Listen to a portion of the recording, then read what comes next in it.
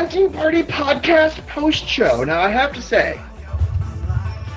Oh, wait, I shouldn't. I'm sort of turning the mic away from everyone else. I'm going to put it back. Now, we stepped outside the side door at the Geek House, the lovely Geek House gardening facility. And I was demonstrating for Euripides the jump back breakfall technique that I have not done in probably 5 years. I didn't ask for this, by the way. This is an unprompted demonstration on partly on Darkbrew, actually. And I was talking about breakfalls, and Euripides is like, "What's a breakfall?" And then Euripides is like, "Oh God, are you going to show me right now?" I'm like, "Yes, I am." And unfortunately for the drinking game, I did not hurt myself. I didn't do really, really manly jump back breakfalls. Back in the day, I would do jump back breakfalls where I got serious air and like just leapt up and flew back. But I did do a couple of jump back breakfalls, and I don't think I hurt myself, but I'm pretty drunk, so I can't say for certain. We'll find out tomorrow. We'll know in a few hours. Whether I broke myself doing jump back breakfalls for the benefit of Mr. Sojnika in the chat room. Yes, you didn't miss BRK. Yes, BRK is gone. However, you will get to hear BRK on the downloadable version of the podcast, which Euripides has personally assured me will be up no later than Tuesday. I didn't get to say goodbye. I'm so sad. I know it's a sad. So we have a heck of a post show planned for you. Specifically, we do have a lot of Q&A that we did not get to, and just sort of the rapid fire cycling through guests kind of didn't let us get to a whole bunch of the Q&A and a whole bunch of the predictions. So we want to hit that up, and we're like, oh my God, this post show is going to be long. And you know what? Euripides' wife isn't here to like whoosh, crack the whip and force him away. Okay, to be fair to her, she doesn't crack a whip. It's just I ensure my availability of next week by leaving on time this week.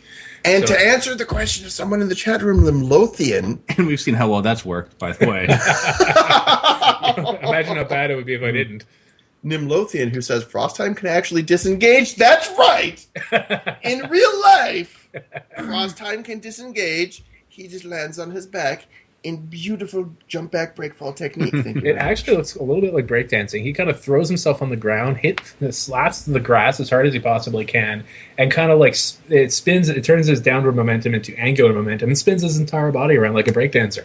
Except he must be at least 200 pounds, 220 maybe. The basic concept of the jump back breakfall, for those who are unaware and unfamiliar with the ancient Japanese word. You know what? Actually, sorry, Aikido. it's not just to interrupt and go back to the question. It's not like disengage. It's more like the old version of kill shot, where you just fall down after using it. That's right. No, jump back breakfall. It's like imagine if you somebody clotheslining someone. That is where jump back breakfall is. So someone's like arm sticks out and hits you on the neck and flings you backward. And so the concept is you jump back and you land on one shoulder with one arm swinging outward and slapping the ground as you land. And the funny thing is, I remember when I was Aikido, I was seeing someone practicing jump back breakfalls, and I was like, oh my God, how do you do that? What? Yes? Michelle? No, I'm not talking to you guys. Oh, well then. So I was seeing someone practice jump back breakfast. I'm like, oh my God, how do you do that? They're like, well, you jump back and you land on one shoulder and you slap the ground with one arm as you land. And I was like, really? That's all there is to it? And it turns out that's all there is to it. But you have to do it just right, or you really hurt yourself or break something. That's why they call it break falls. So what we're going to do? What we're going to do today is don't listen to Euripides. He doesn't understand the deadly Japanese words like I do. That said, we're going to be recording today's post show, and unlike usual, where it's just if you're not here, you don't hear it. We're actually going to release it as a downloadable file, but not through iTunes. So if you guys want to, if you want to go back or recommend this to a friend, we'll have a separate link. Okay, recommend our drunk asses to your friend. That was a rhyme. You're like a poet, and you didn't even know you were one. I know. I'm trying to get water. really bad. I'm flagging down water, and my boyfriend. But get some. We don't. I think what you mean to say is really badly. Oh, stop. Is what? He's correcting your grammar. And I was falling off his chair. Here, let's start doing some Q&A. Okay, listener Q&A. We're now going to go in order because before we were trying to cherry pick some questions that could be answered by our guests that weren't specifically directed to us or to Michelle. But now we're just going to go through in order the questions that we have in the Q&A, and we're going to try to answer all of the Q&As. Okay, let's take turns reading. But before we do that, I'm going to go to a special website called www.twitter.com. That's right. Oh, no. I typed that without looking. Euripides and Darkbrew are looking on in awe. Oh, wait. I wanted to we're say that looking this on. morning I had 666 followers. Really? Ooh. Yeah, I did. I don't anymore, but I did. Did you this get a morning. 667? Yeah, okay, so you did. Can I get a? Yeah, I got not a 666. He's I'll having tell you. trouble. He's having trouble typing into Twitter. This is a good sign. 674. Okay. Ouch. You know what? I said ouch. That didn't really hurt. But probably if I was sober, it would have. Oh my God. Okay, so we're going to go through this Q&A. I'm going to take the first one. Nessie80 asks, when do I switch? What? When do I switch from agility to armor pen? This is the first on the list. Nessie, you are my hero. You've managed to ask a question about a secondary stat that does not exist anymore. Right, when you go to the Yeah. Caverns of Time, one of the new 5-man dungeons, and you have to go Oh my way God. back for the War of the Ancients, yes, our stats will be reverted, and you will want to switch to armor pen and have those armor pen gems as soon as you enter the instance. That's awesome. I love it. I love the idea of This a part cabin. of the death. This part of the new Deathwing encounter. You have to go back to secondary stats that don't exist anymore. Right. No, I love the idea of a Caverns of Time thing that's like, okay, and you have mana, and you have armor pen, and what are you going to do? I have no intellect at my gear anymore. What's going on? Okay, so I think we've answered that question. The answer, okay, no, I'm going to answer it more seriously. When to switch from agility to armor pen, as soon as you have more than 10 armor pen rating from gear, you should start stacking armor pen. Yep. Bah. You want to get the next one, Dark? Bella And Sky that is why I asks, put that one first, because I enjoy the humor. and this is for Michelle. Bella Sky wants to know how Michelle liked the WHU event, presumably the one The where you- whale shark. The whale shark. You know what was awesome was that I just got a new computer because my last one crashed. The graphic card kicked out. It was like, I don't want to play Warcraft anymore because it was, and so I got a new one. And Frostheim was like, we don't know where the whale shark is. It could be anywhere. And I was like, I see it. It's right there. He's like, what? And I knew I had a good computer when I could see a whale shark before anyone else. I had it on. Clearly, Michelle had her view distance set to max, which I got to say, one of my preparatory checklists that's Yeah. in my brain before WHU events is turning down all sorts of video settings in a desperate attempt to get some kind of video quality for the recordings. And I'm like, yeah, we don't know where the whale shark is. It could be anywhere. Michelle's like, I see it. I'm like, what? Right there. Slash assist, Right Michelle. there. And I'm like, where is it? She's like, it's right there. And I'm like, well, that's not helpful. It's right there. But what was really fun about it was seeing, it was like 250 Dwarven Hunters, even though it was Alliance. Whatever. Don't start. But all of the Do not get started, Chicky Monster. all of the pets, which was really cool, which is, I don't know. all I watched hunters your can Popeye. understand, Alliance or Horde, whatever. All hunters can understand. The pets kept running to the back of the whale shark, and Frostheim in his epic video of the whale shark kill, you can see all of the pets in a huge clump, like halfway through the video. He gets a great shot of all the pets just running to the back of the shark, just back and forth because the whale shark kept switching positions. It was really funny. And what the video didn't probably do the best job of conveying is the whale shark, because the whale shark, for the most part, was targeting pets. Not everybody did a great Yeah. job of keeping their Yep. pets. And so the whale shark would, kill a pet, turn around, And all the pets, because the whale shark is ginormous, and its hitbox is ginormous. All the pets were like swimming over to the other side of the whale shark. The whale shark instantly does a 180, kills a pet. All the pets swim over. So the pets, I don't even know if they were attacking half the time. They were just swimming back and forth and back and forth. But, the strategy worked really well.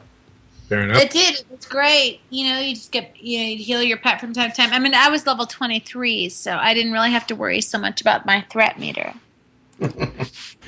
Okay, next question. Hunter Extraordinaire asks, does your hunter look like me? No. Can he hope to look like me? No.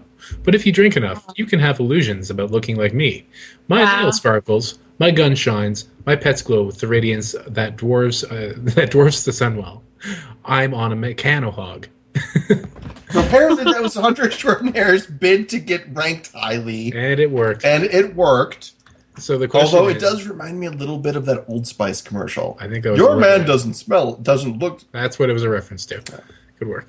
So, question is, Dragon Wrath casters transform into a giant blue dragon, and the new legendary rogue daggers apparently turn them into Batman. So when hunters finally get their well-deserved legendary, Throttle doesn't count, what super awesome thing should it do for us? It should make us look like dwarves. What if you are a dwarf? It'll make you look like a dwarf, a female dwarf. Oh, no. You know what it could be? It could be a legendary crossbow that when it talks... No, just don't Yes! anymore. Turns I'm into... taking the mic away from Euripides now, because you don't need to hear what he has to say. Next time that there's a hunter legendary, it's going to be a gun, and it's going to be full of... Crossbow! Shh! Okay, I'm taking the mic away from Michele. It did not take me a little bit to remember her name. Like back where everybody can get to it now. What about you? What do you think, Dark? Yeah, that's a good. Since they seem to be into turning these things into mounts and flying mounts specifically, what I want is one of those engineering rafflecopters. Only instead of the engines, they're going to be like little whiskey kegs or beer kegs, and the engine on the back is going to be like one of those stills like you see in SV, and it's just going to be a whiskey powered airplane that we're going to fly around. That would be awesome. That's awesome. I have to say, I'm going to make a prediction. Again? Uh-oh. I'm going to go ahead and predict that next time hunters get a legendary, that's probably not going to be a ranged weapon. I'm going to guess that next time hunters... Although, what would it be then? I mean, that's really... I think they've only made... if it's a weapon, it's interesting because they've gone back and forth, because until recently, they've been trying to make legendaries that were applicable to multiple classes. Yeah. Right, like a caster legendary. Yeah. Now, admittedly, they just made a rogue-specific one, so what the fuck do I know? They'll have a druid tank, druid kitty. No, but if you make like an axe polearm staff that's a two-handed agility thing that can be used by feral druids and hunters. I mean, it makes sense from a designer's point of view to make legendaries applicable to more than just one class. Well, you could do a trinket would be a great slot for that. Oh my god, a legendary trinket would be a giant fuck you to everyone in the world. That is an excellent point, Darkbrew. Because it's a trinket. It increases your damage by 10%. Everyone wants it except healers, and we don't give a rat's ass about healers. Yeah, because that's the issue. If they made it available to druids as a stat, if it was a stat stick for us, but it was a direct damage for them. Oh, it would be better for them. You're right. So, and that would tend to lead more guilds to give it to their druids. However, they could make it. Well, you don't have to look at legendaries as examples. Look at Fandrel's staff. I mean, with the whole proc that it does to druids, right there, it almost made it. Depends on what the stats are. Well, here's the thing: is they could make a stat stick. Oh my god! They need to make a legendary weapon that gives us armor penetration.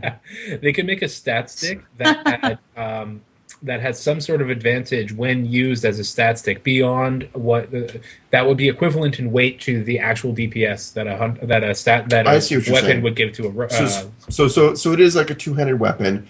But it is... But in the hands of a hunter, it's more. Because right now, and I know I'm going to go ahead and say this because I know a lot of hunters don't understand this. If we get a two-handed weapon that we could use it, or feral druids can use it, unfortunately, the truth of the matter is feral druids get more benefit out of it because there's this little stat that a lot of hunters aren't aware of called melee DPS.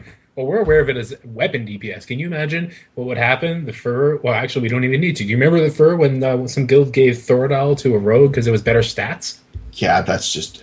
Yeah, that was so wrong. And I mean, it wasn't like wasn't like there were no hunters in that particular group. They If had there were two no good hunters. They had 2 hunters in that group, and they gave it to If there were a no rogue. permanent hunters, if there were only hunters, they were worried they were going to go to another guild soon, or they were going to stop playing soon. I could see that decision being Or made. they were alts. Or they were alts. But the reality is that the raid lost potential effectiveness of this weapon when they gave it to somebody who couldn't use the weapon DPS, and could not unlock that and turn it into something of value to the raid.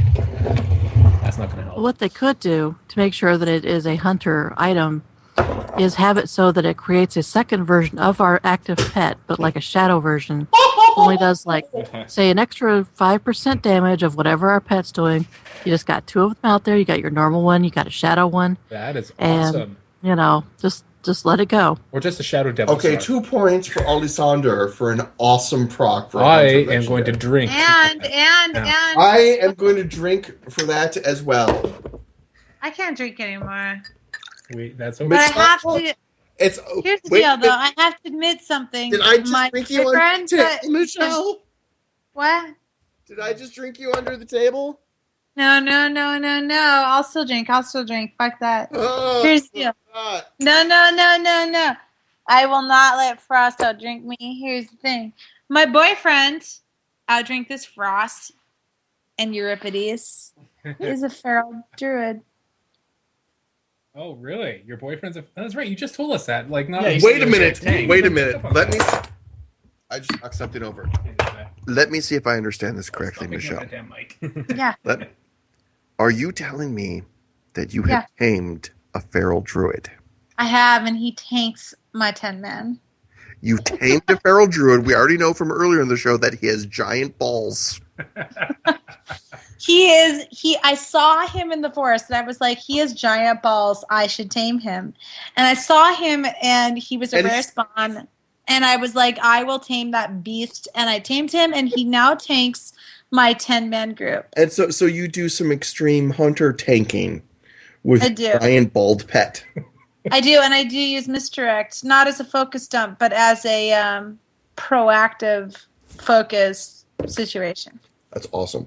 So I'm going to move on to the next question, which comes from episode 100, Rocks My Socks, who says, not only do I have hairy wrists, but I also have hairy ankles. Now, before we get to his question, Oh, dude, take those down. we need that's a lot of Euripides and ankle. Darkbrew to determine how hairy my ankles are. Stop. Okay. What do you Okay. want me to say? What can I say that will get this off the table and try to drink from? We just need an evaluation of of how hairy Frostheim's ankles On are. a scale of 1 to 10, like 30. Just take it down. Yeah. Okay. But Wait, hold on. I have a question. Okay. When the 3 of you first got together, I mean, you guys have been doing this podcast for Okay, like a year. whoa. We haven't yet. I mean, it's early in the day yet, and they're here for the first time. But we haven't. Did you got together. Did you bare your wrist to them right off the bat, slut? He walked out wearing short Yeah, sleeves. he was wearing a short sleeve shirt. I mean, it was all Well, it's nice out. wrists, arms, the whole thing. Dude, damn. Wow. Were you guys just like blown away? You That's guys a like, secret. holy shit. I'm having a Was he big- wearing shorts? Was he wearing shorts? No. Effectively, now, yeah. His feet are up on the table again, and he's bearing his hairy ankles to us. When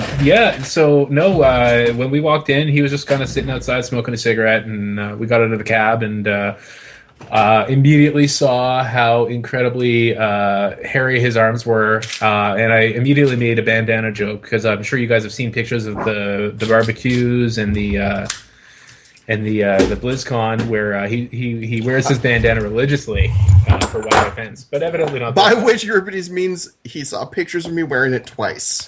I saw a picture of you wearing that friendship bracelet once. That was enough for me to start a meme about hairy wrists that has gotten out from under me. There's no question about it. Speaking of which of those is the one I sent you, or did your cat eat it? This is yours.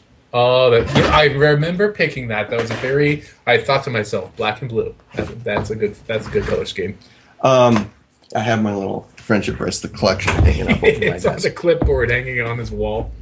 Okay, so to continue with episode 100 Rocks My Socks' question, with the current legendary weapon giving the wielder the... Wait a minute. Oh, giving the wielder the ability to fly, and the next rogue legendary looking like it would give the wielder the ability to fly when hunters get their legendary weapon. How do you think hunters will be able to fly? What will we look like? Will we shapeshift into an animal?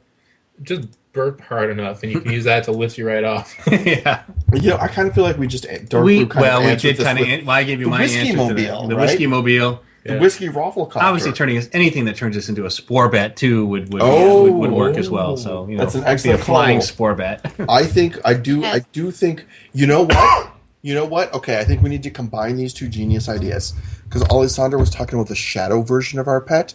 I think we need the shadow spore bat version of our pet. So is there a pet in like a shadow spore bat? Who we could mount and fly around. That's right. That's right. In that way, our pet would be a little bit like Lady Sylvanas.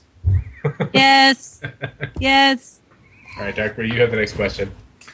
This is from Rec. He said, "I'm so good looking that I made Elisrazor fire up after she looked at me." All right. She said, "With tier 12 4-piece bonus, I found myself focus capped with ISS almost dropped. Should I cast Steady Shot or let ISS drop and burn focus?" Oh, this is a rotation question. It's a rotation question. Yeah, okay, so, with a so in other 4-piece words, bonus. with tier 12 4-piece, almost, actually, M focus capped.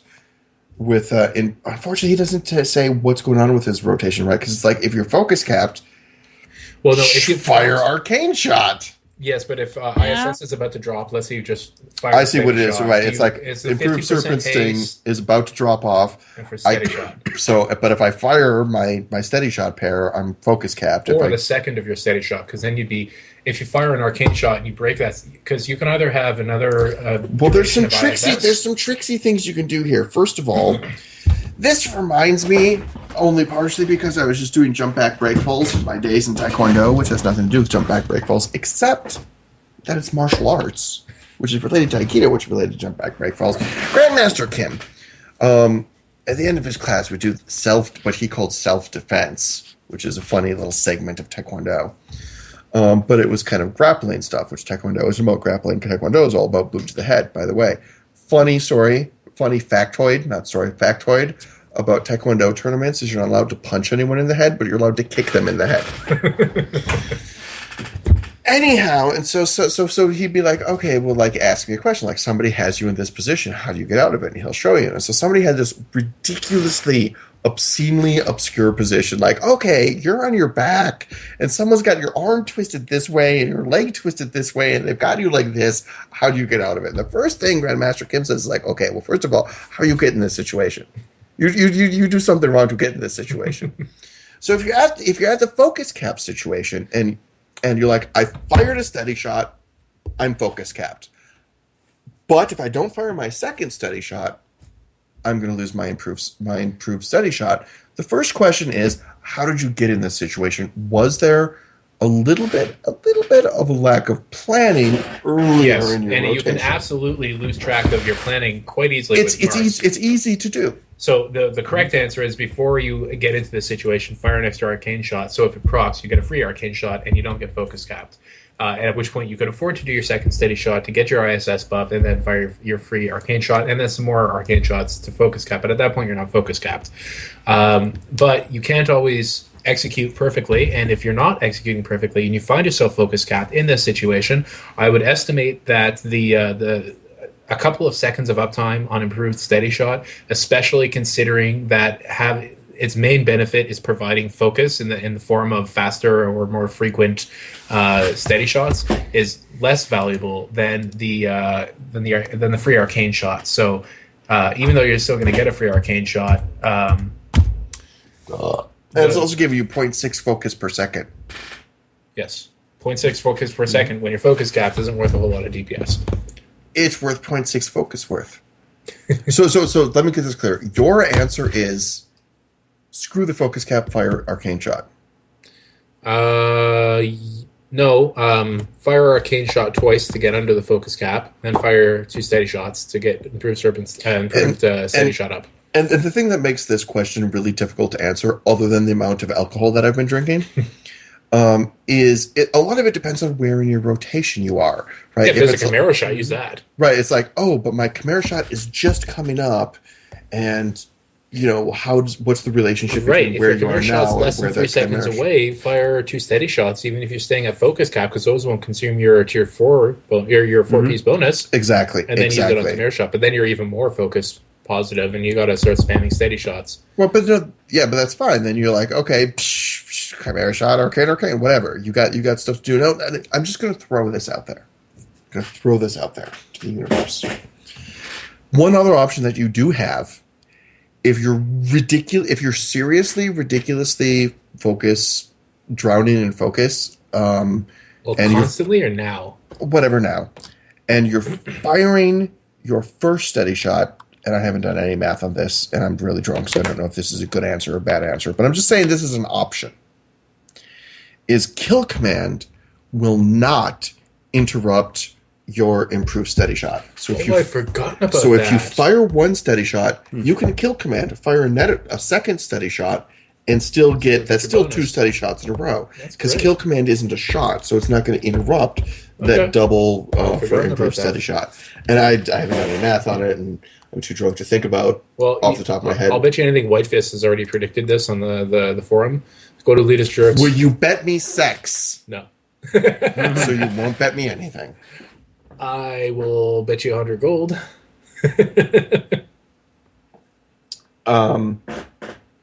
Fair enough. Who's next? Euripides, I think you're up. Next question. Okay. We have a lot of questions to get through, and we're going to keep going until we get through them all. I'm going to tell you that right now. Woost said, what is the alcohol percentage of the drink? Sounds like Frostheim ain't used to his shots. The answer is 40. And it's not just how heavy that drink was, it's how much of that he drank. That bottle was almost full, as a complete testament to its awful taste on the way here. And it's now about a fifth gone. And I've been splitting between. Yeah, and then you haven't just been working on that bottle. You've had 2 others that you've been dipping into as well. Yeah. And if you guys would recall from the epic episode 69 with Michele Morrow, where the drinking game was first played, props Michele. If you recall, you want to finish that thought? Are you still awake, Michele? Oh, I think she's Michele. I think she might have passed out or gotten some water. Either way. Drag Michele under the table! Woo! So if you guys will recall from episode 69 where we first played the drinking game, Frostheim, a little bit of a lightweight. It's true. And everything I've been drinking is 40% alcohol, i.e. 80 proof. And that is the Jägermeister, the Svedka, and the Canadian Hunter. Horrible whiskey. I'd like to point out that he's got 2 dogs, he's got 2 pets, and a gun. So their thought was in the right place. They just really make some terrible whiskey. Yeah. And Euripides is referring to the way the label on the Hunter whiskey looks. Yeah, sorry. Hunter whiskey shows. If that wasn't clear. Yeah, he shows a hunter holding a rifle, a gun, with 2 huskies. Who's got the next question? I got the next one. The next question is from Nightwear, who says, "Hi, Ollie. I'm wondering if the Brewfest trinket is a viable upgrade to replace Fluid Death, or the meteor-attracting trinket from Firelands Dailies." I mean, it's a complicated question, but I suppose like a simple way of answering it would probably be no. What's the eye level on the Brewfest trinket? It is 365. I just did an article on Scattered Shots, which was a little bit of an embarrassing article, I have to admit right now. The whole article was about hunters and Brewfest loot. And the entire article could basically synopsisized in a sentence, which is, no, Brewfest loot is not good for hunters. The Brewfest loot just sucks for hunters. There are blue items that are better than that trinket. Mm-hmm. Tia's Grace is better than that trinket. Fluid Death is better than that trinket.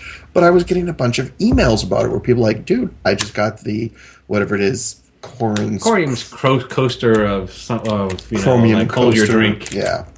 awesomeness or something. I don't know. And Keep your drink cold. And whatever. It's just not that good. It's I believe off the top of my head, Probably I think use it one right has now, though. as a passive stat, I think it has crit, and then its proc is AP. It's an attack power proc, which isn't. It's not a horrible proc, but it's just not a great compared to the others. No, it's not a great. Not nearly as Trinket. good as agility. Right, and compared to like Tia's Grace, which is stacking agility. Yeah. Right, it's like every shot, and then it plateaus out at that max agility nonstop. Holy crap, that's a ridiculously awesome. But that doesn't mean you should ignore Brewfest. I mean, there's plenty of things like the Brewfest Ram, which I finally got on my first. You got it? Quorum I'm jealous. kill. Yeah, I I've did. never got the fucking Yeah, Brewfest I Ram did. or the Kodo.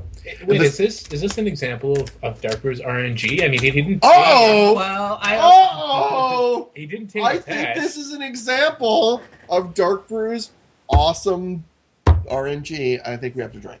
Yeah, although it's debatable because this isn't my first Brewfest. So in all the other previous years, I've seen the Kodo drop once, and I don't have any. a of them. Druid got it. Yeah, I have Do to you say, have any I've had. Here's the sad thing: when I first did Brewfest, I don't know if that was the first Brewfest or the first time I cared. When I first did Brewfest, I did a whole bunch of corn dire brews. The Kodo dropped like twice. The Ram dropped like 3 times, and I didn't give a rat's ass about mounts. So I was like, whatever, you guys take them. And later, I decided, I'm like, you know what? I think it would be really cool to have 100 mounts. I'm going to go after 100 mounts. Since then, haven't seen a single mount drop from Brewfest. Yeah, I mean, and of course now you just get the little loot And I pack, do- which I- has a chance to yeah. drop it, so you don't have to fight everybody in your party. Right, for and it. and at the time, I was like bowing. I'm like, okay, you know what? You're going after it. You take it. Yeah. Of course, I've since gotten 100 mounts, but I still want the Brewfest round. All right. Here's somebody to see. Sojnika says, been playing WoW since December of 2005 and haven't gotten the Brewfest Ram or Kodo or Headless Horseman. Headless Horseman's mount. You know what? I do have the Headless Horseman's mount. And I have to say, I'm really glad I have the Headless Horseman's mount, which is just like a horse with like flaming hooves. It looks a little bit like a Warlock mount. Yeah, it's a flying But it mount, flies. though. But the awesome thing about it is it flies perfectly smoothly. Like, if you see me ever doing aerial footage for WHU events, I'm always using the Headless Horseman's mount because it's perfectly smooth flying. Like a character. There's no wings flapping in up and down motion. Oh, that's cool. So that's worked out pretty conveniently for me. I think you have the next one, Dark. Yeah, Actually, I was going to suggest we take a 5-minute break. You know what? We're like... Well, let's plow through a couple more. Okay, fair enough. We'll do a couple we also more have to after. find out the mystery of what happened to Michele. 'Cause Yeah. I know, right? We need to. we need to solve that. Did she like run out to get water, or did she really like pass out? We need to either send her a gloating email or Yeah. call the ambulance. Well, I think, or we need to hand the camera over, and one of you needs to take like a little picture of me doing a victory dance that we need to send her.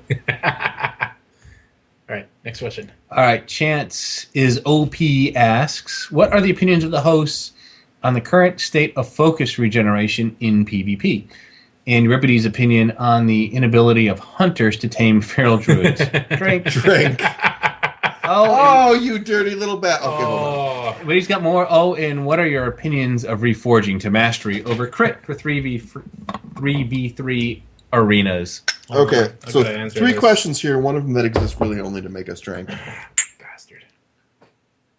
Let me- God, I need to go drinking just Canadian whiskey. and then there's a Bad. Faeghelis in the chat room. Is there a Faeghelis in the chat room? I see a Faeghelis. Oh in the my chat God! Oh my God! my Faeghelis! God, Faeghelis! Faeghelis, are you here? room. And Faeghelis. that's not me as Faeghelis recording the No, broadcast. This is a real Faeghelis. This might be the This is- real okay. Faeghelis here. Of course, we went so late. It's actually like 6 a.m. in Australia now from like 2 weeks ago. Yeah. Does anybody know? Do you know what his... Okay, I think we need to quick answer this question, and then we need No, to try to get screw the Faeghelis. question. Chance, I'll get back to you on this. We got Faeghelis in the room. We need to get Faeghelis in on the call. Yep. And so I'm going to turn this over to Darkbrew while I go out and smoke, and Yep. then attend to some other bathroom needs. Good times. Sounds good. So we're taking a little break. Yeah, you mentioned that. Don't mock me, because Michele has already fallen off. I'm already the victor, and I'm still drinking. Thank you a lot, Chances OP. Yeah. And so, yeah, we're going to try to get Faeghelis in on the call, so we'll be back in 3 to 5 minutes or so. Because we still have a lot of these. Jesus Christ. We are going to go through all of these. I don't care how long it takes, and I don't care if there's only like 3 people left in the room when we're done. What's happening? And of course, Hey, Michelle just got back. I'm back. Michelle back. Let me put the headphones We on. were speculating that you were literally face planted on the table, and Did I drink you under the table? I was face planted in the toilet. What was that? Ooh, she's face I was planted. face planted in the toilet. Oh, I'm sorry to hear that. I'm not. I'm taking that as drinking you under the table. No.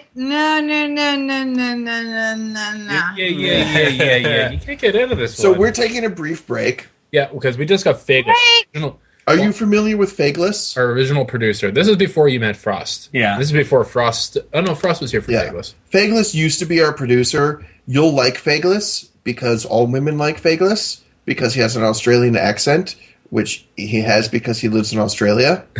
And it's very early in the morning out there. I'll bet you he's not playing the drinking game, but don't give him an excuse or he'll try. And so we're gonna coffee drinking game. we're gonna take a break, You mentioned that. and I'm gonna smoke again, and we're gonna try to get Faeghelis on the call, which requires somebody knowing his Skype information. I tried. And I think maybe while I'm smoking, I'm gonna do a little I outdrink Michele Morrow dance. Which I may catch on video. Just saying. All right, we're gonna put Okay. we're gonna put you guys on video. Okay, but do you have some water now, Michelle? That's an important thing. Now that Yes, I- keep hydrated. I have water. Yeah, keep hydrating. Water. Okay. And we're gonna get back to your question, by the way, about the origins of the hunting. Yes, Party that's right. We do plan on discussing the origins of the Hunting Party podcast. Before we discuss Hunter PvP's, Which will be a great. I want to discuss what it was like when the 3 of you were met face to face. Oh, yeah, we'll do that See, too. I think we're going to do it in order. Okay. We're going to start with the gleam in the milkman's eye that planted the seed of the Stop. Okay, podcast somebody in press mute. Euripides, Let's- and we'll get Faeghelis on so we can talk about the show with Faeghelis all the way up to us meeting and Frostheim drinking Michelle into the toilet. Bad. Oh, Look yes. here, I just went there for fun. Just for fun. Okay, we believe you. Oh, geez, Frost just fell out of the chair. That was awesome. We're gonna go to break I'm now. totally fine. Cut.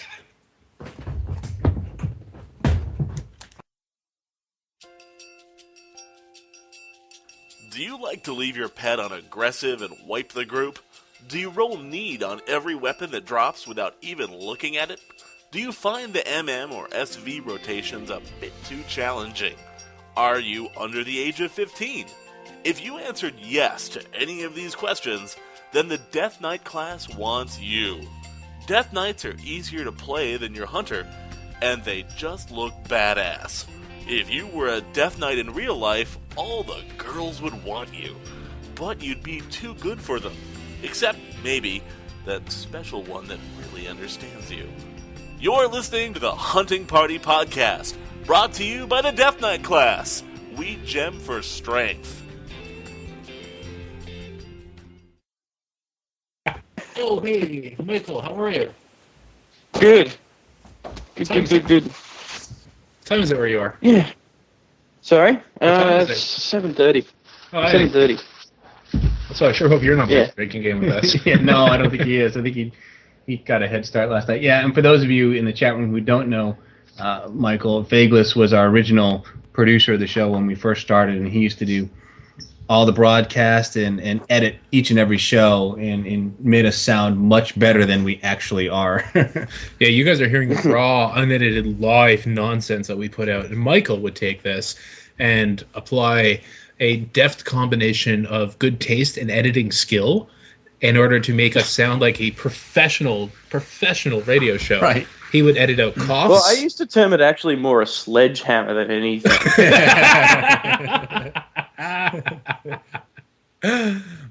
Frost is just hitting the head. He'll be back in a sec. I think he said, he said he's hitting the head, but it's taking him a while. He might be in there bowing to the porcelain gods. Could be. But how have you been, Faeghelis? I mean, what have you been up to since you left the show? I mean, obviously you left because of time, and I guess you had stopped playing WoW, and of course you had other career opportunities coming your way. So how's that? Yeah. It's good. It's good. I completely stopped playing WoW, which has been, So twofold. On one hand, I suddenly have time for a social life, and my child. But on the other hand, it means I actually get time to do more work, and I've been doing really well with work. I'm a professional sound recorder for film and TV, and I've just been working on the Spielberg show Terra Nova on B Unit as a boom operator. Oh, no So- way. Is that right? I saw a commercial Yeah. for that yesterday. Yeah. I'm like, oh, I gotta watch that. That looks so awesome. I had no. So you're I'm doing going to have Yeah. to watch that now. you're doing the sound for Terra Nova? Yeah, doing B Unit stuff and boom operating it. I wasn't the recorders, but I was on the crew. There's only about 6 of us on the set. But, So do you just take? I mean, are you like on the sets when they're filming stuff and doing that? Yeah, type that's of what a thing? boom Yeah. operator is. Yeah, so Frost, what Yeah. you missed, Faeghelis was just telling us that he's doing the sound. He's a boom operator for that new Spielberg show. The What was Fox it? show, Terra Nova. Terra Nova, yeah, where they go back in time and fight dinosaurs. So where do they film that? Then they film that in Australia. Is that right? Yeah, they're about an hour and a half south of my place most of the time, which is really not helpful when you've got a long day's work and then have to drive home. But, Right. Okay. Well, but it's good. It looks good. It's good Sounds scripts. It's a good fun show. Yeah. I mean, Okay, so are here- the dinosaurs scary? I mean, do they keep them under control? I can't say it without laughing. Sorry. okay. So no. But for a more serious question, though, do you think you can get me a part? Hang in on, the show? hang on a second. Oh, Hold on, he's got to get Sorry. do you think you can get me a part in this show? No, he wasn't talking to you. He said, hang on a second. He was talking to his kid. Oh, I see how it is. The kid's more important than Frostheim. I would say. Frostheim, I'm sorry, man, but he's just a lot more persistent than you are, and that's saying something. And now that I I've can seen become persistent too. I've seen a picture of both of them, and actually I've seen Frostheim face to face, and I could vouch for the fact that he's a lot cuter than Frostheim. Thanks a lot. Now I'm gonna be crying myself to sleep tonight. That was the goal. That's all right. You can hug your beer, and it'll make you feel better. Oh, he's onto the scotch. I don't have beer. He's way beyond the beer. Oh, scotch. Oh, then much better taste. Okay, so my question is do you think you can get me a part on this show?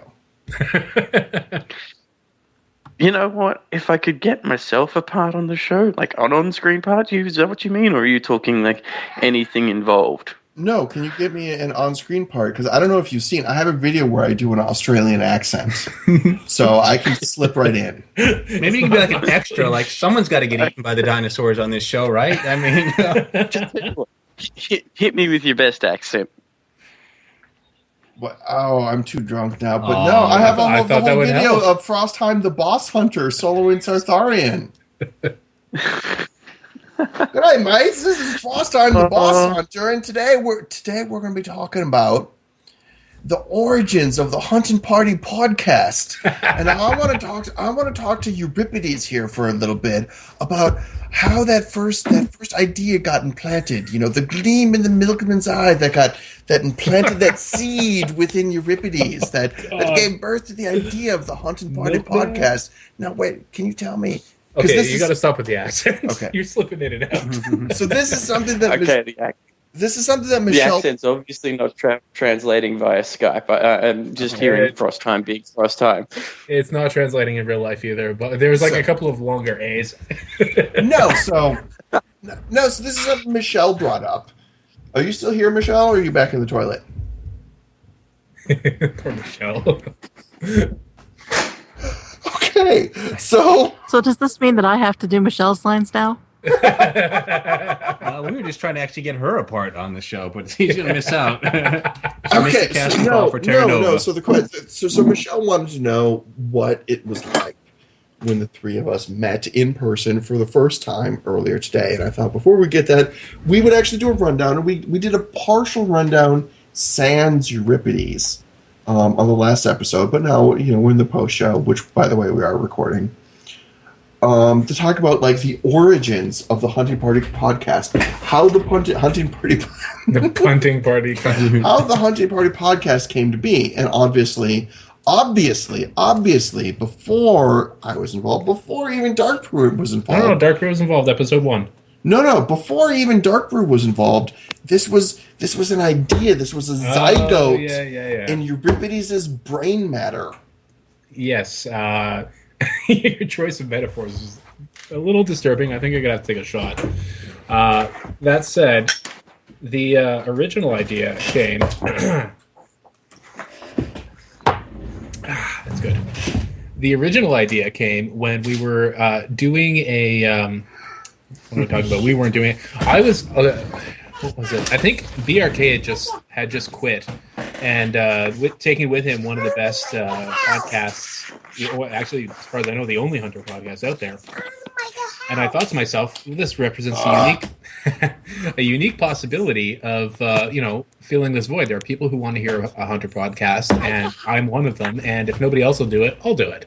Okay, so the idea was partially predicated on BRK sort of bowing out of the when he dropped out, that was like I was sitting there going, wow, this is like a voice that I'm gonna miss, and I'm really happy. Let me ask you this. So you were like, wow, Euripides. Here's BIK's shoes. Let me fill them. Exactly. No. But you were like before that, the idea occurred to you before BRK? Never occurred to you, because obviously this is filled. So here's my question. So at some point, it's like, okay, BRK is blogging about hunters, and you're like, oh, I'll start a blog about hunters. Yeah, as we all started blogging about hunters. But BRK quits podcasting, and you're like, whoa, now that he's quit podcasting, I should start It wasn't even that. I might have started anyways, because I wanted to do a podcast that was more focused on what I felt would be the core of, at my time, what was my blog. I thought this would be a podcast that I would do maybe with one person that I happened to know. I had no idea it would spiral into the whatever the hell it became now. Today. Yes, exactly. But you had no idea it would spiral into the Hunting Party podcast drinking game. Yeah, among other things, yeah. So, but yeah, at the time I was just thinking it would be sort of an audio extension of what I wrote about. And what I wrote about was a very small subset of what was out there to write about for hunting. I like to think that and for those of us who don't read your blog, what is that? I actually don't write in there too much these days. At the time, it was really only focused on endgame rating, and only focused on PvE, and only focused on the things that I enjoyed doing. I had just felt such a love of the class of the game, but of the way that I played it, and the parts of it that I enjoyed, that I just really wanted to share it with as many people as possible. Okay, so BRK retires not just from blogging, but from podcasting. And so you are like, hey, here's an opportunity. I think I'm going to start a hunter blog. No, the blog had been around for... Excuse me, I think I'm going to start a hunter podcast. I have no idea how podcasting works, but how hard can it be to sit around actually, once at the a week time, I was spending a lot of time in the IRC room for... what do they call it? They became Azeroth United, but at the time they were known as, well, it's just like a loose association of bloggers and podcasters. So IRC, this is one of those things that was around before the internet, right? It's still around. I'm in IRC all the time. But no, it was specifically, there's a podcast called Twisted Nether, run by a few people that are in that what became the Azeroth United, and this was something like I was there, and I was, they knew everything there was to know about blogging, everything there was to know about podcasting, and I said to myself, okay, I'm receiving a moderately warm reception to what I write, and I suspect that if I were to do a podcast, it would be well received. People would enjoy listening to it, which was the goal. So much for receiving a good reception. Yeah. Someone doesn't agree with that statement.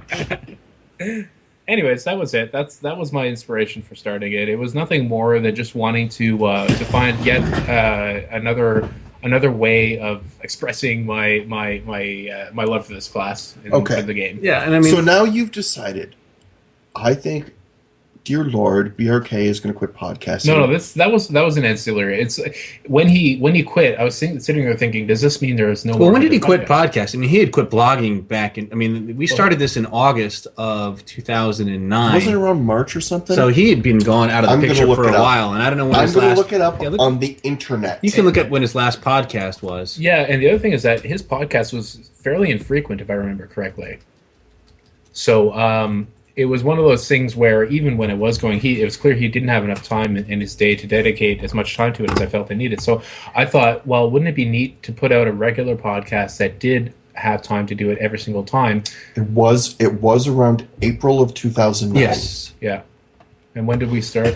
August of 2000, end of August, really. We were into patch 3.2, which was, the whole TOTC, Trial of the Crusader, because that was sort of the topic of discussion on the initial podcast. We talked about some of the bosses and the rating, and we dumped right into PvE. we kind of ignored PvP right from the get-go, but yeah. And I think the original goal of the podcast was, there would just be the two of us, but the idea was to probably rotate in different bloggers, different people from the Hunter community each and every week. Yeah, so we could always have that dynamic of 3 people. And then I realized how hard it was to get people to nail down to a specific time, and how hard it was, especially when you're a new podcast and you've only got like a couple episodes under your belt. People just don't return your emails.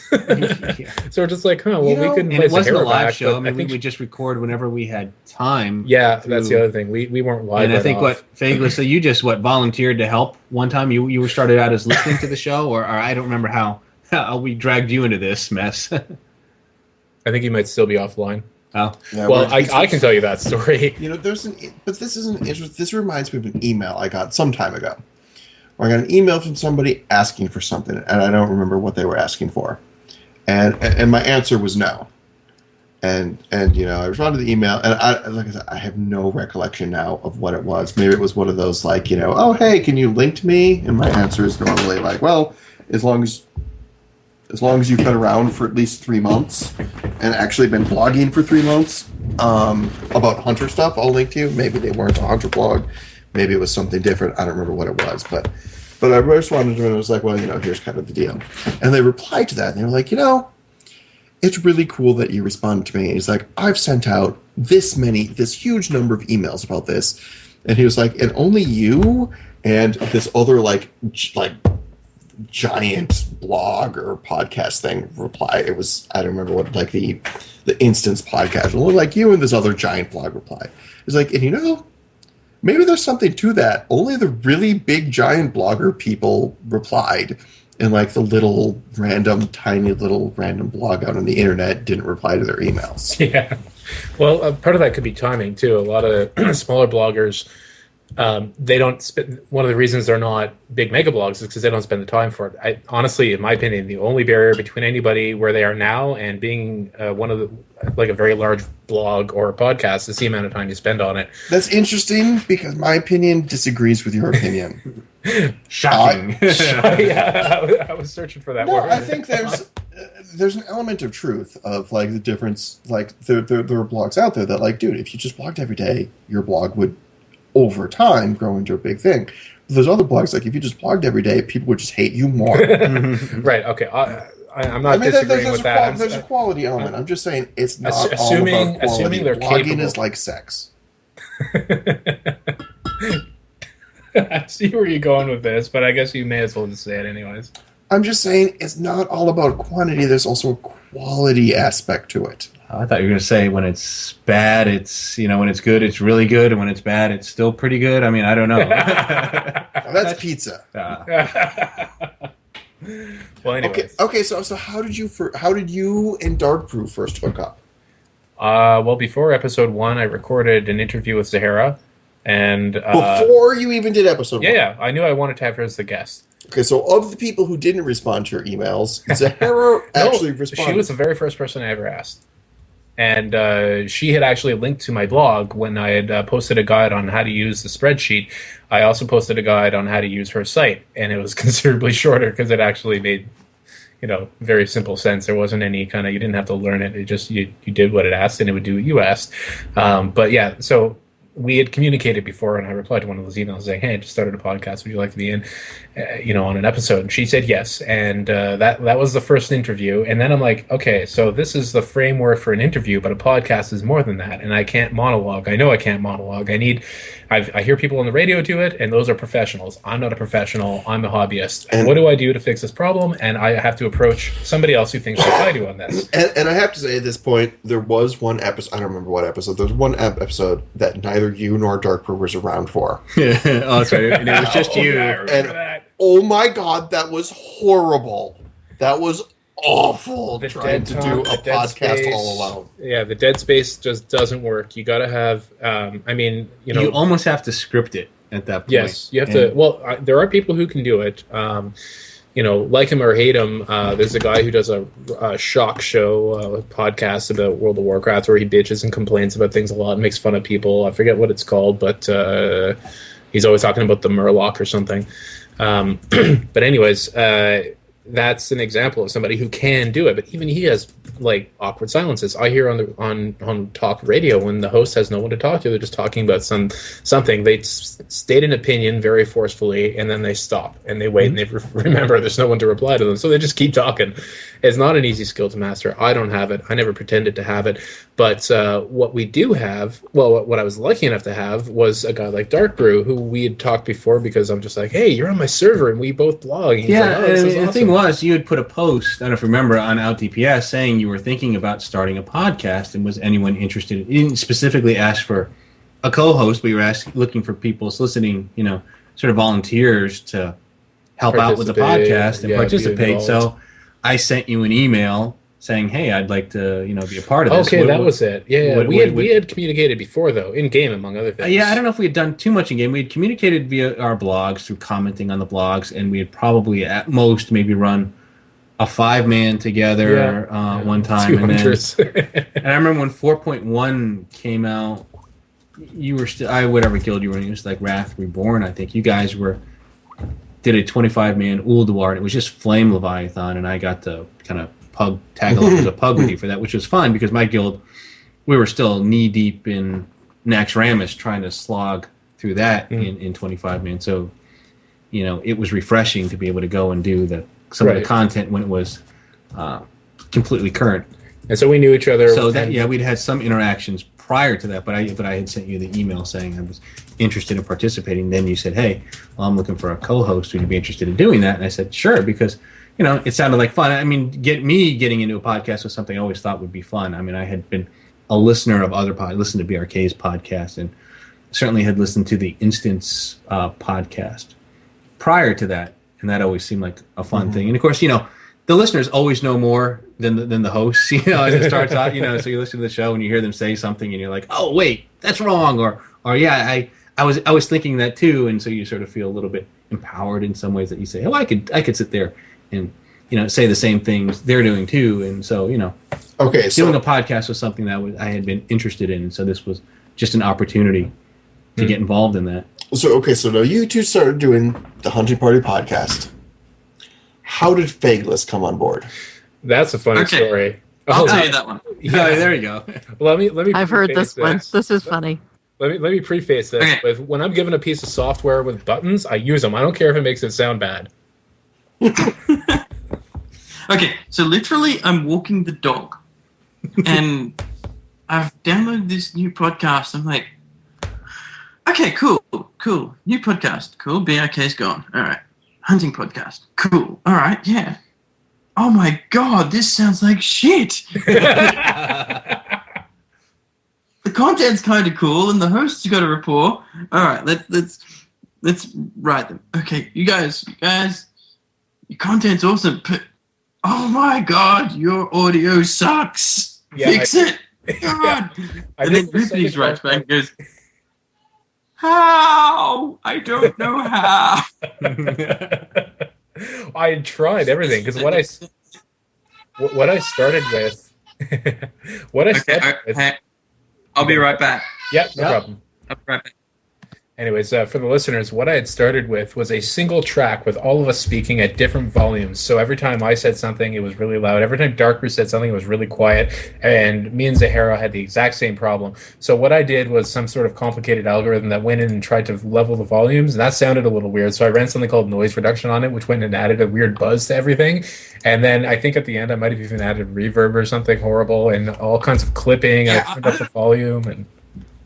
I'm not sure what the hell you were doing, but it was bad. It ended up okay. The best description. Have you ever put your head in a pool when somebody's yelling? Okay, now do that, but with screaming cats playing out of a speaker backwards while it's happening. And that's kind of what it sounded like. And then stab your ear with a fork. Yeah. So just as a reminder, if you guys are feeling nostalgic, don't go back and listen to episode 1. It's not in your best interest. I think I took over on episode 3. Yeah, was it that early on? Maybe it was that early. Yeah, because I forgot. Because when we first did it, we had Euripides and I. Each of us recorded separate audio tracks, and so we'd have to send them to you for a while. Yeah, we were doing that for a long time. And first of all, just let me just say, props to Euripides. Somebody emails him and is like, dude, your podcast sounds like shit. And Euripides is like, all right, well, if you think you can make it sound better, you're hired. It wasn't even that. I didn't even want to presume that he was offering to help. I was presuming that he was offering to teach me to not suck as much. And so I'm like, I will do whatever you tell me to. And he's like, all right, upload the file to this folder. And whatever you do not touch any of the buttons on Audacity except record. I'm like, yes, sir. I think there was one episode where we lost part of an episode because somebody didn't press record.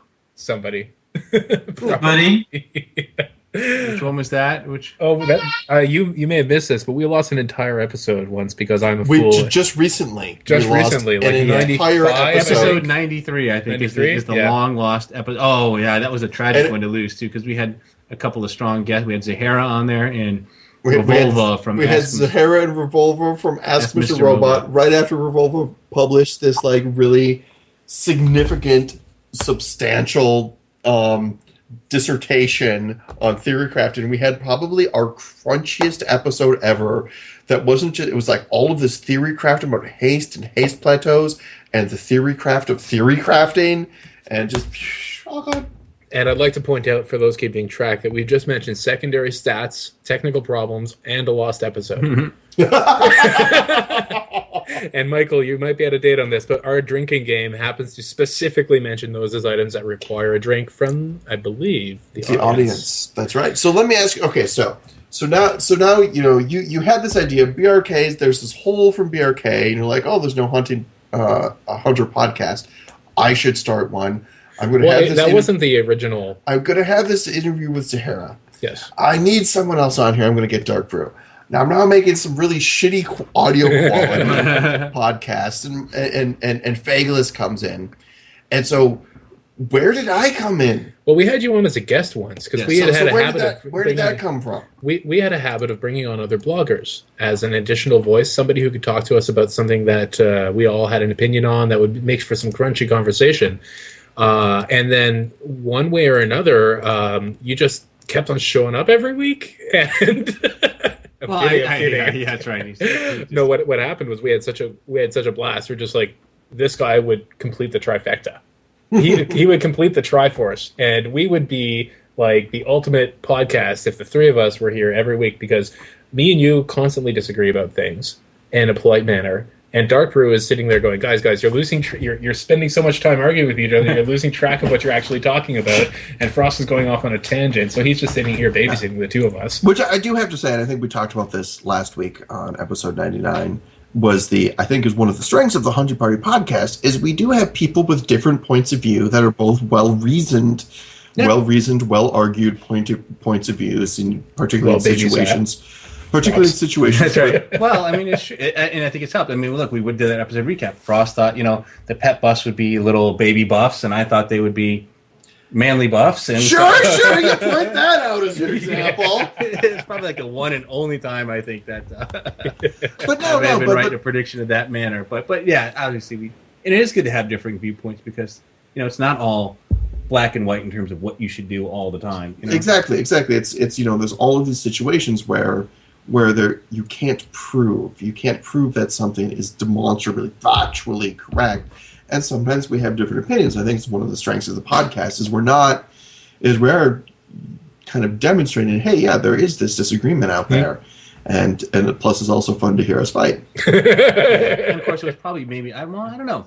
I say it's probably maybe a little bit better during Wrath when now.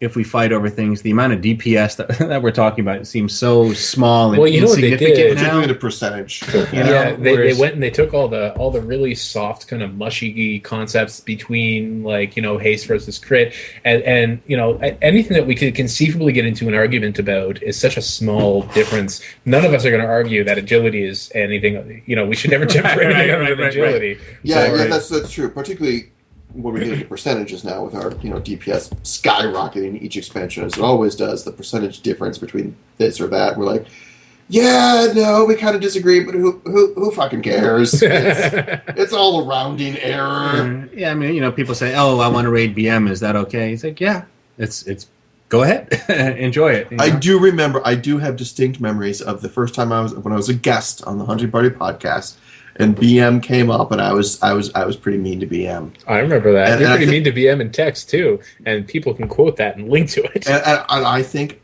of course, looking back in retrospect, I was absolutely right about everything that I said and wrote. I mean, BM was really was a substantial hit, and I remember Euripides even making this point. It's like, okay, well, what about?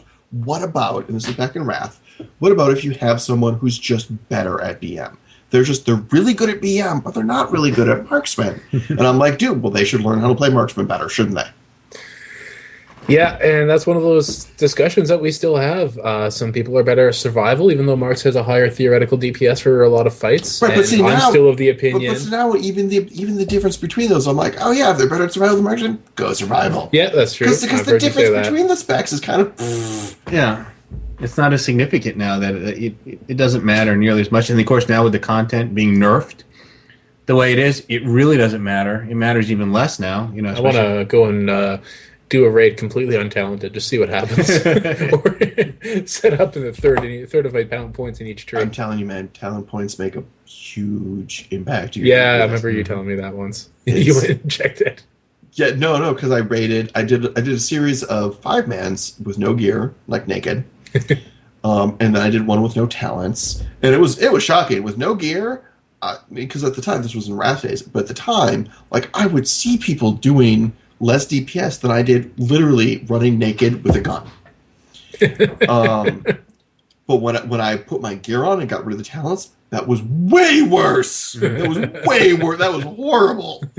Yeah. But yeah, then I was kind of like, I'm like, okay, well, here's my new bar. My new bar for nobody should do less DPS than what I can do naked. Yeah, that's interesting And because when I did that, I did, in fact, one of the bosses that we killed had the rare drop for the blue proto drake, which I got. Because I had talked to my guild. I'm like, hey, I didn't want to screw anybody over. I wanted to join a pug and I'm naked.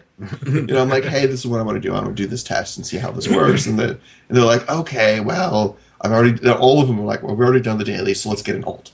So every one of my guild mates had brought an alt. And so the blue proto drake egg dropped, and I'm like, well, I'm not contributing really meaningfully because I'm naked. And they're like, we're on alts. We shouldn't get the rare mount.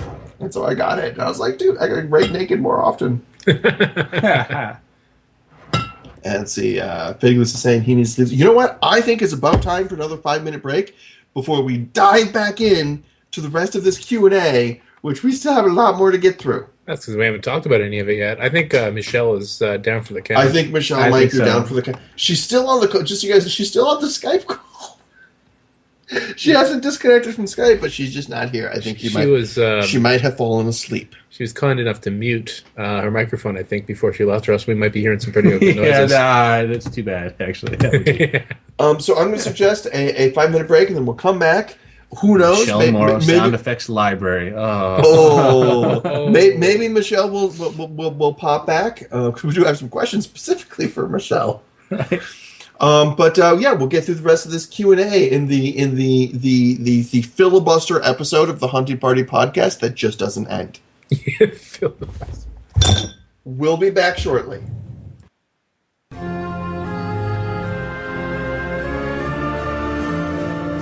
This is Ghostcrawler. You're listening to the Hunting Party podcast, and I gem for strength.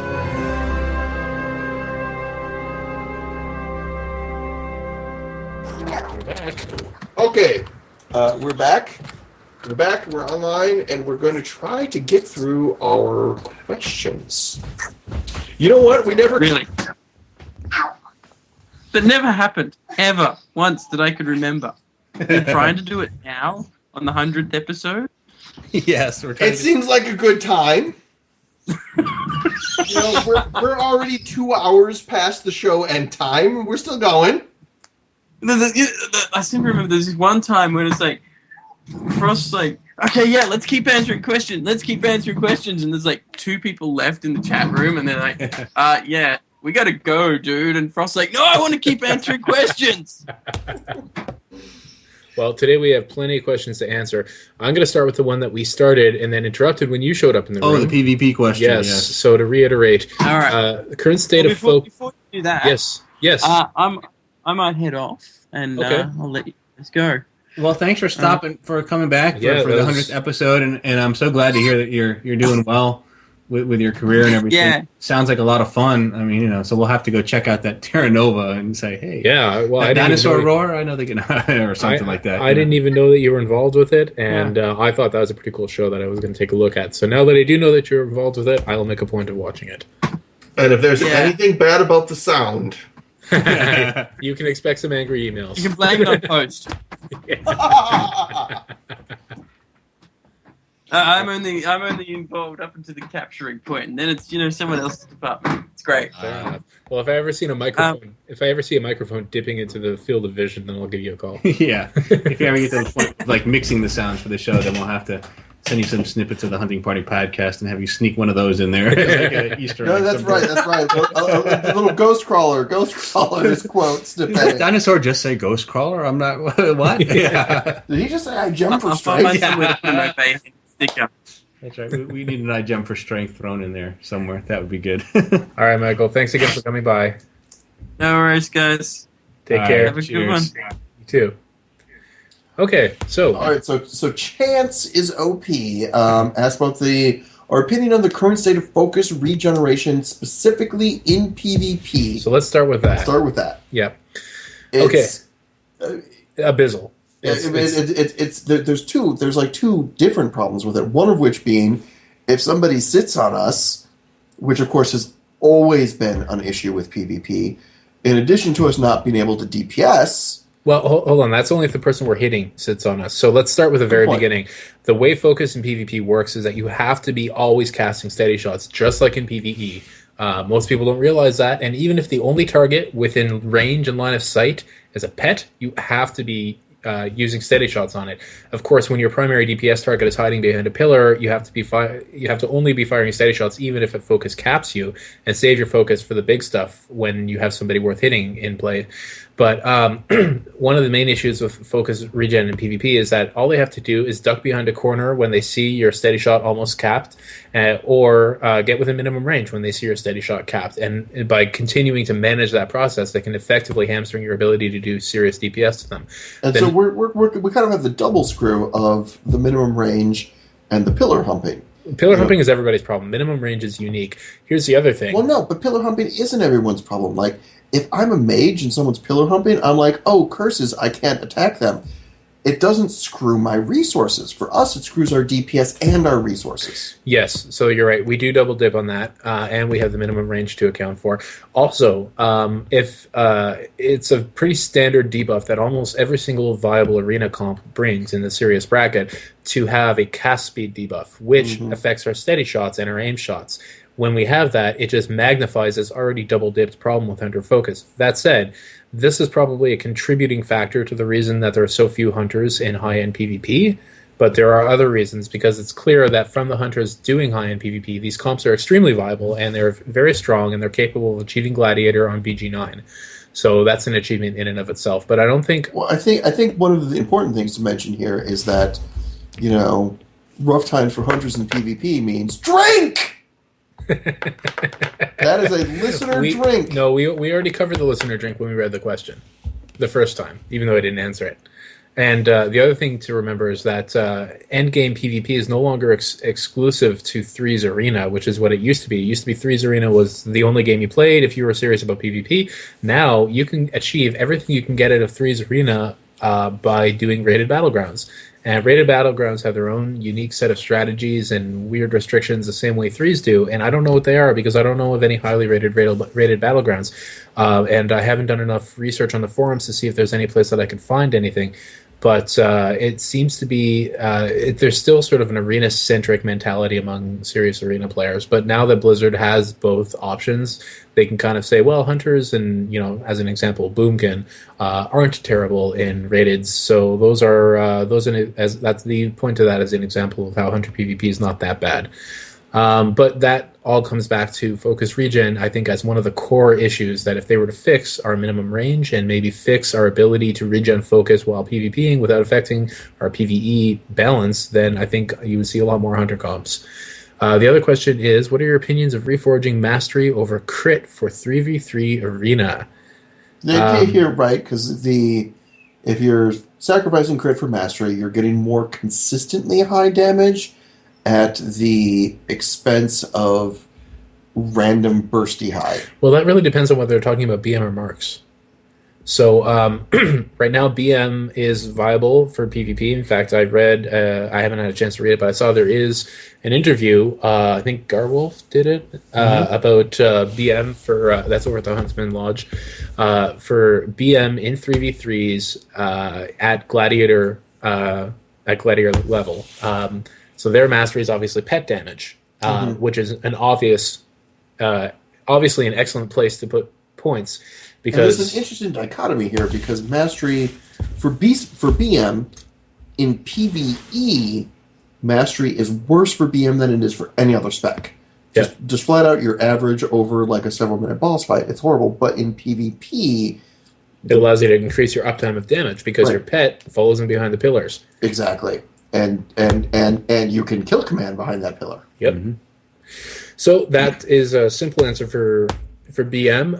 It's perfectly viable. It changes your playstyle, but because there's no calculator that you can say definitively one is better than the other, it really amounts to your playstyle. If you want to be able to do potentially more, and you know what, maybe somebody's come up to the conclusion that in certain comps with specific buffs and debuffs, mastery really just is more flat out single target damage on a dummy in an arena team.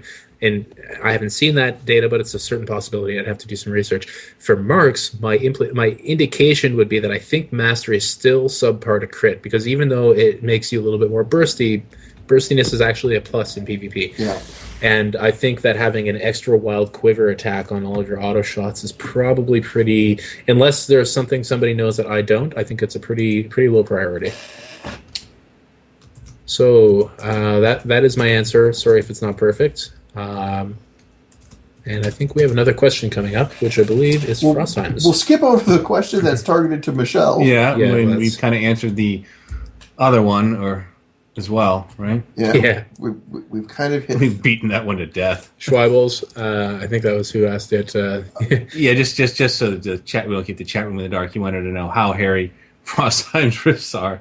I think we covered that. And there's photographic and I don't evidence. think it's changed much since the last time we answered, although, you never know. Okay, so then Boss of the Cow says, I have a very important question for you.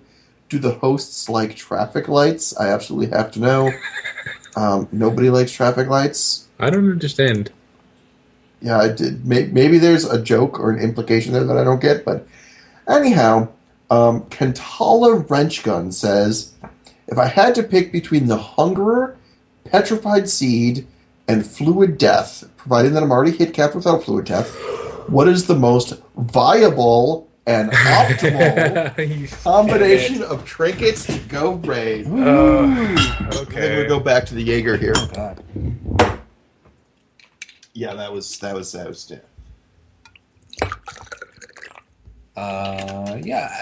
Hunger is one of those interesting trinkets because it's on use.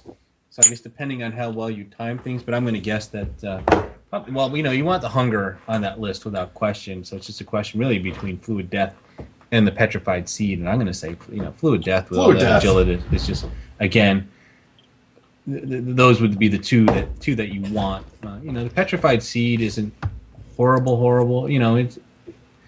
But it is the kind of thing, it is on use, and we haven't had you do any on use trinkets in forever. So chances are you're going to forget to use it at certain times. You can macro it. You can macro it. I don't know. I try not to macro. But I mean, when I use it, I try not to macro the it. nice thing, well, And yeah. I always forget to use it every now and then, and I kick myself in the middle of a I certainly have done that before, because the on use, it's like, well, you could macro it, but you really don't want to. You really want to stack that exactly intelligently, isn't it every minute? can. It's every minute. It's got a very high. It's got a very short cooldown, which is really nice, rather than those 2-minute on use from Wrath. I actually do use the petrified seed, and I found that it really helps. Now, do you macro yours, or do you do it? Okay, so I do it manually, and I don't forget, because I am used to PvP where you always stack it when everybody else pops cooldown. So for me, that cooldown it occupies space in my brain buffers, and I know whether it's up or down and whether it's on cooldown at all times. So if you can get used to that, it's best to use it as frequently as possible. But if you think you'll be getting a double rapid fire or even a single rapid fire, then use it then. Mm-hmm. Yeah, and it's I think Flu Death is probably the trinket to go with in that question, unless you're in some bizarre situation where you're already reforging out of all of your hit. But that's probably not the case. If you're hit capped without Fluid Death, you're probably reforging into hit.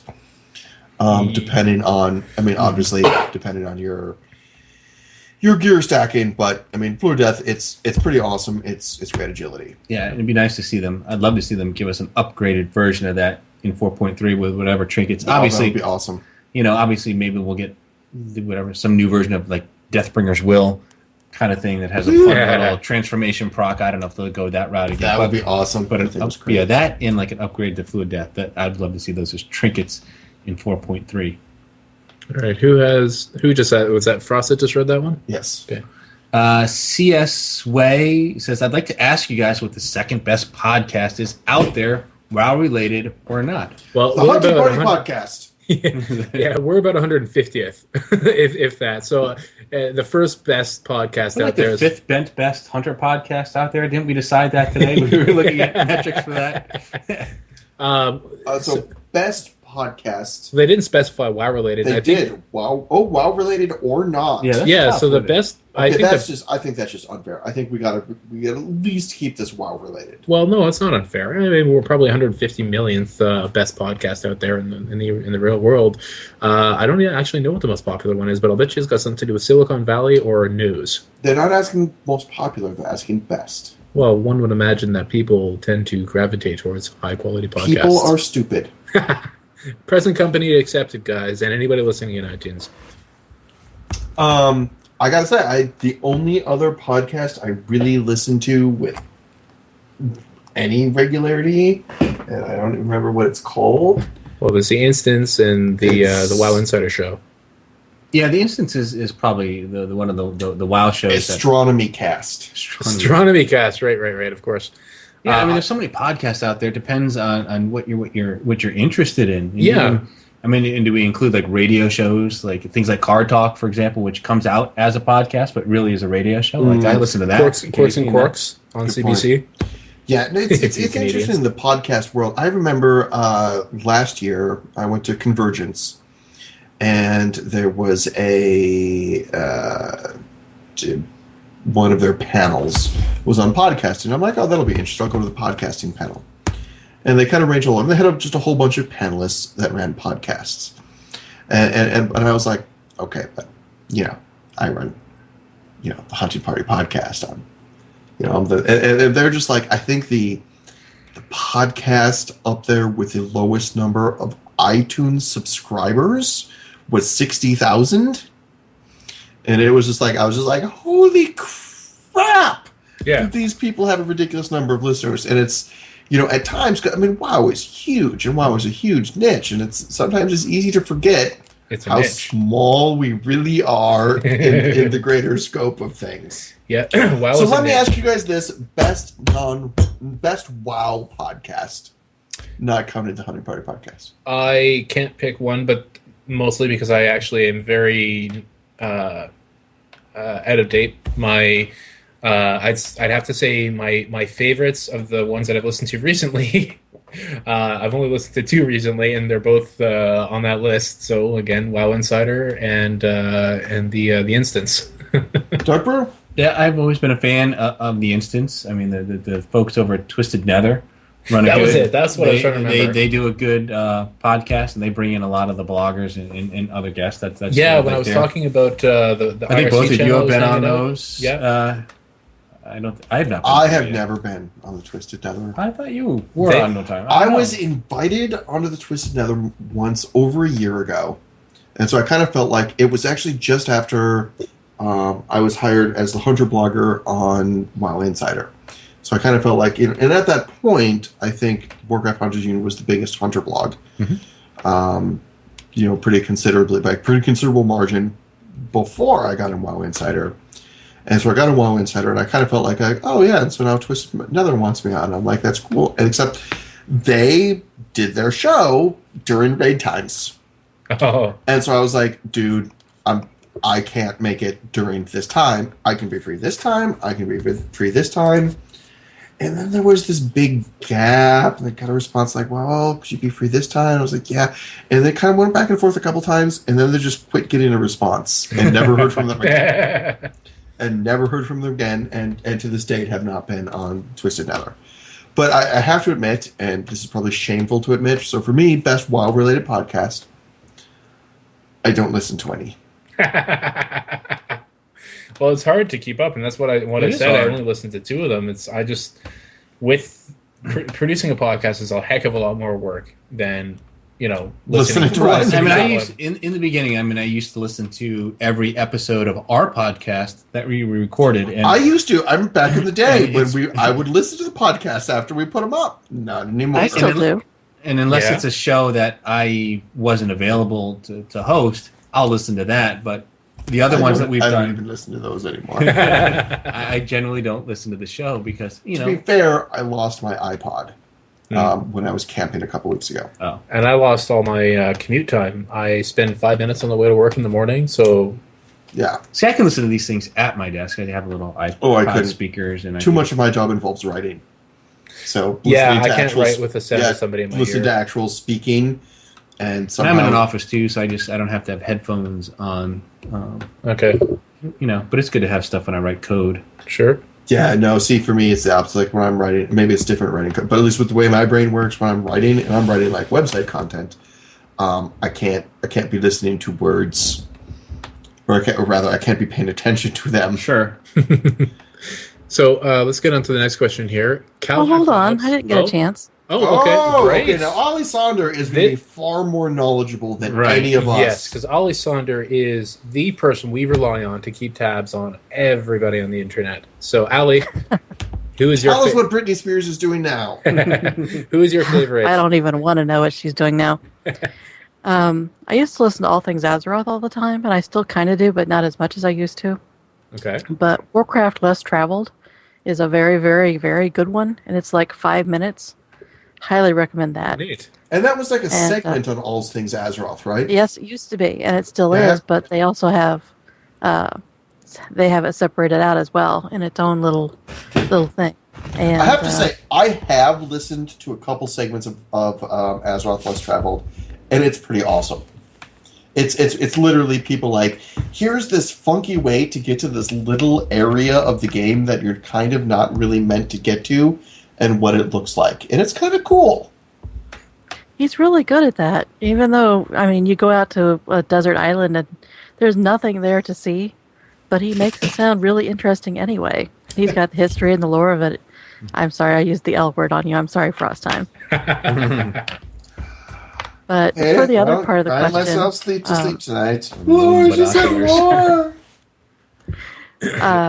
I do have... I like history a lot, so I listen to the history of Rome and another podcast called Norman Century, which is about the Normans.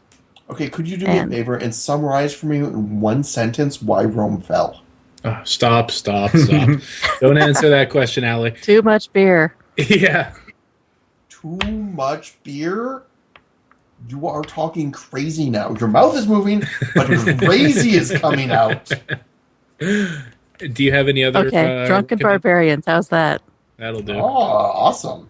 Do you have any other recommended listening? Well, you guys already mentioned Car Talk, and how can you not go right with that? True. Let's see, what else? most of the ones that are WoW related have kind of stopped, like Circle of Healing and World of Maticus and the other guys, but they haven't put out a podcast in weeks. Called auction. Which is still on my iPod, I have you know. Yeah, it's on everybody's. I see the Slightly out of date, but yeah, it's still on there. The subscriber numbers for Call to Auction are higher than for the hunting party. That's so wrong, dude. Fuck you. The early episodes of Call to Auction, though, the basic information of how the system works, not the details, that's still accurate because it's timeless. Yeah, it's when you get in specific strategies that that part, okay, that doesn't work anymore. But oh yeah, exactly. Yeah. Well, some of them. I think that I need to start a new. So here's what I'm thinking. First of all, WoW. This is an interesting thing that I've noticed. So WoW subscriber numbers have fallen a little. They've not fallen a lot. They've fallen a little, and there's a lot of data, including quotes out of Blizzard themselves, that says we're not sure what it is, but something about Cataclysm didn't really connect very strongly with our player base in the way that Burning Crusade or Wrath of the Lich King did. And they're not I deny that. Cataclysm had a profound effect on my appreciation of WoW. Sure, but we're talking about people who actually liked Cataclysm, I know. We're talking about the player base at large. And even Blizzard has had some I think you missed what she just said. What? She doesn't like Cataclysm. Oh. I never liked Cataclysm. I like nothing about it. Whereas I did, but I have to say, and a part of me has to say, I don't think that Blizzard will ever, in any world, be able to make an expansion that beats the emotional impact of Wrath of the Lich King. It's the Lich King. It's hard to top the Lich King. And I think there was a certain aspect of Burning Crusade, oh my god, expansion. Yeah. Wrath of the Lich King, oh my god, Lich King. Anything else? Yeah. Deathwing, I didn't even know who he was until I saw the preview for Cataclysm, and I'm still not really sure who he is. Yeah, I'm still not really sure full overlord. How he fits into the L word. But that's why you list all things Azeroth. Yeah, exactly. But I don't. So so in addition to the fact that, slight fall in subscriber numbers are not fall. I mean, WoW is still, 20 times bigger than the second biggest MMO out there or more. And the subscriber number is not like a trend, but slight fall. But I have noticed within the WoW community a larger drop-off. Yeah. Well, people are getting bored of Cataclysm, and I think it's no coincidence that the next expansion is expected on that imaginary whiteboard that somebody leaked on the internet. Much sooner than the past has indicated. But I mean, in terms of we're talking about this podcast isn't going, this podcast isn't updated, this podcast isn't. There's not just fewer podcasts, but a while ago I was like, dude, hunters, we used to have so many great hunter sites, and we actually have fewer. We're still leading the other classes, but we have fewer now than we used to, which I actually tried doing a whole bunch of stuff to encourage more hunter sites, which didn't seem to really result in any more hunter sites out there.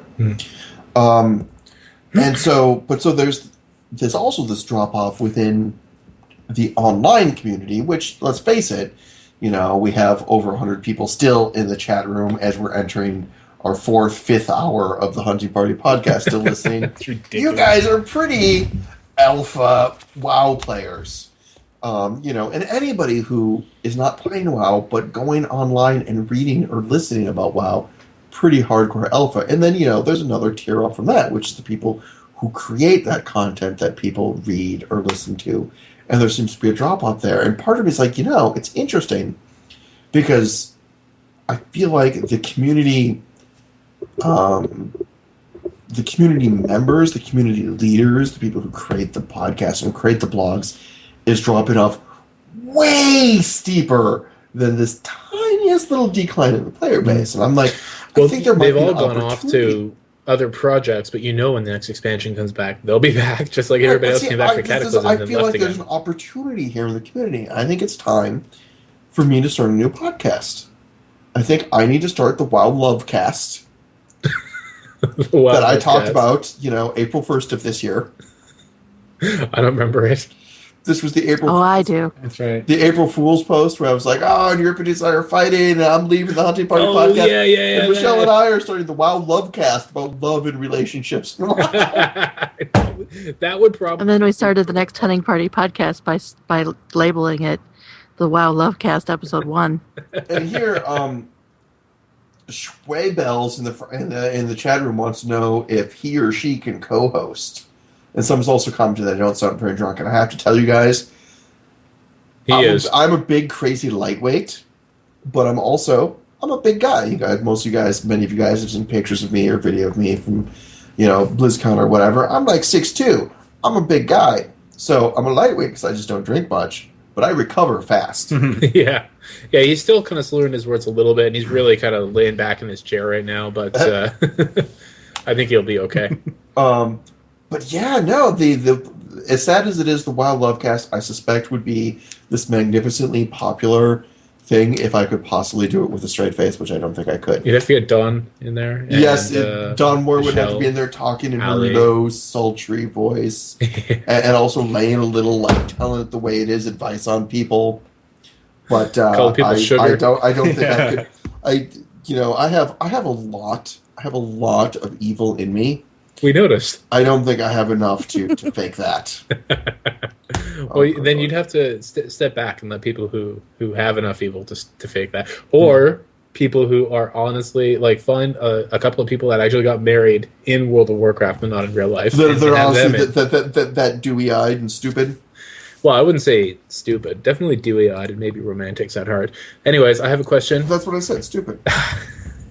Your girlfriend would punch you if she was here. So Kelvin and Hey, Hobbs. it's my turn. Oh, I'm sorry. Kelvin and Hobbs said, is stacking haste a survival when about at 1.5 Cobra viable, or is stacking crit more optimal? Viable! Optimal! I hate you. I don't think I want any more Jaeger. I think I'm going to have the vodka Citrus. I don't think I can approach that whiskey again. And I want to say that in his bid to be the best looking hunter in the chat room, he actually sent me real life pictures of himself via Facebook. Yeah. Oh, really? And what do you think? 404 not found. What was that? Because you're signed into Facebook. It wouldn't show them. He has privacy settings. Yeah. Oh. He just didn't realize. That's fine. Okay, so that's why he didn't make it higher up. Okay. I would set crit. Yeah, I thought Mr. Robot's advice was always stack haste because it's always at least as good as crit. You said you could never go wrong with haste. I mean, that was his answer. Yeah, you did disagree, but you didn't finish that shot, young man. There we go. Okay, so I tend to stack haste because I know that it's going to be worth it. That's horrible because I put vodka in, but there was still some Jägermeister at the bottom of the shot glass. Nice. You're having the mythical mixture. Okay, so my answer would be that if you're only playing survival, then run it through female dwarf. If you're going to play survival and marks, which is what you often do to optimize different fights, then stick with haste, because even if it's a slight plus in survival is more about utility damaging when it counts on ads. Marks is more about top end throughput on the boss. Nice. Thank you. So that's my advice, because you almost never want it. Well, yeah, you're almost. I am still a firm believer that you can't go wrong stacking haste, especially now that. Unless you have your 4-piece tier 11, you can't go wrong stacking haste as a marks hunter. You said firm. So our next question comes from Winter's Blade, who says, "So, hunters of the Hunting Party podcast, how do you feel about rogues getting to look like Batman in tier 13 with their legendary daggers?" So in other words, Winter's Blade is like, just here, let me stick this dagger in your kidneys. Now let me stick it in your liver. Now let me stick it in your bum. Oh man, just 1, 2, 3, 4. Oh, I will not be able to sit down for a week. It's our turn to bleed from our whatever. You're not gonna say. That's good. Yeah, I suppose after making rogues bleed from their anus for so long, they're finally we're gonna get our comeuppance.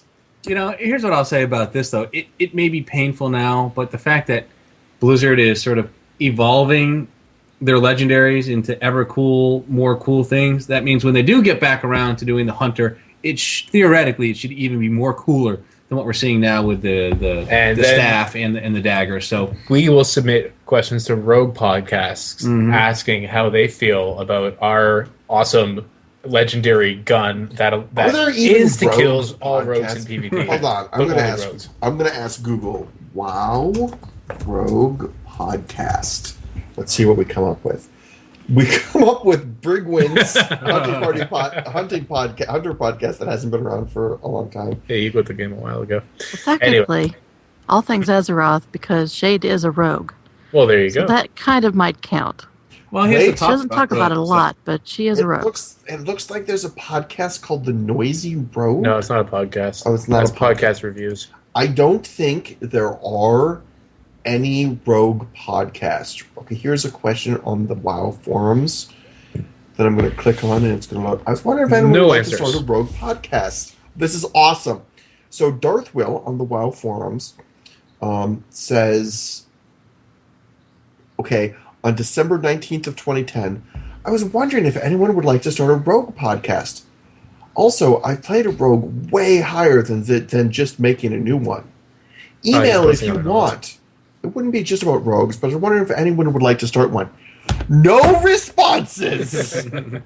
Anyways. That's look up Druid podcast. What was that? Look up a Druid podcast. Oh, there's a lot of Druid podcasts. Well, I know there's a Druid podcast. Is there? Which one? I think it is Euripides' Cuddle Buddies podcast. Shut up. Let's go back to questions. I think it's Darkbrew's turn. I think we're out of questions. Actually, we're out of them. We're down to Darkbrew's suggested mods from the chat room. There's the WoW Druid cast. How's that? Yeah. Well, when was the last time they broadcast? They last broadcast. I'm going to click on the link and it's going to load. This is like live Google searching. How exciting is this? Okay, that's taking forever. No, it's going to load up iTunes. That's why. Look over. I can't. iTunes is locking me out of my browser. Nice. I hate iTunes. It hates you. Stop script. We should totally invite them on.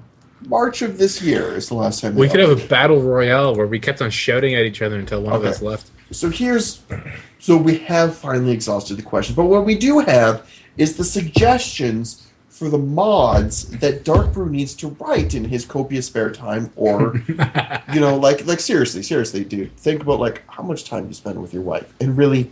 Okay, I think we can carve out some spare time. JC Sway says an ad that negates the minimum range. Okay, I think that might be challenging to code. I don't think I'll be able to build that. No. Schweibel said we need a Flash-based program where we can braid frost wrists in different ways and then take screenshots at whu.com. Epic. Synth Paradox says he needs to write something to transmog any character into a hunter, no matter what class. That's interesting. So any class, you're like, here's my class, then here's the gear set that'll make you look most hunter-like. Yep. Alejandro says a raid composition tool that lets you set who is in your raid and what pet you should bring. That exists. Well, it doesn't necessarily tell you specifically what doesn't make the recommendation outright. Okay. To what pet you should bring, but it comes pretty close. I think that would be a valuable add-on. You can call the add-on, what pet should I bring? And then Logger. So what pet should I bring, Logger? And but and then you could just have and then it'd just be a window that has the word Sporbat in it. No matter what. Right. That would be really easy to code. I could do that. Dark, don't worry about this. Hang out with your wife. What if the app worked in reverse, where you tell it what pet you want to bring, and it'll tell you what classes you should bring to complement your choice of pet? Oh, that's excellent. I like it. It's like, I want to bring this pet. It's like, okay, well, you should bring a Destro Warlock. No. It would give you a list of pet classes you shouldn't bring. Don't waste your time on the following. No, it'll just say, classes. if you want to bring this class, if you want to bring this pet, here's the support classes you should bring with you on your endeavors. I like that. Well, no, but that list would be very long. The more important information will be what list should you not bother bringing. So let's say that you're bringing a pet that has the Minor Arbor debuff. They could be like, you don't need druids, You don't need ferals. You don't need healers. You don't need. I like Well, that. it would always tell you not to bring But- ferals, no matter Oh, that's what. true. Yeah, No, we would no, have but- to hard but code to that be in. You fair- don't need it. Right. There is a benefit between, because we have like some great add-ons now that are like, hey, here's what you got in your group, here's what you're missing, here's who brings it.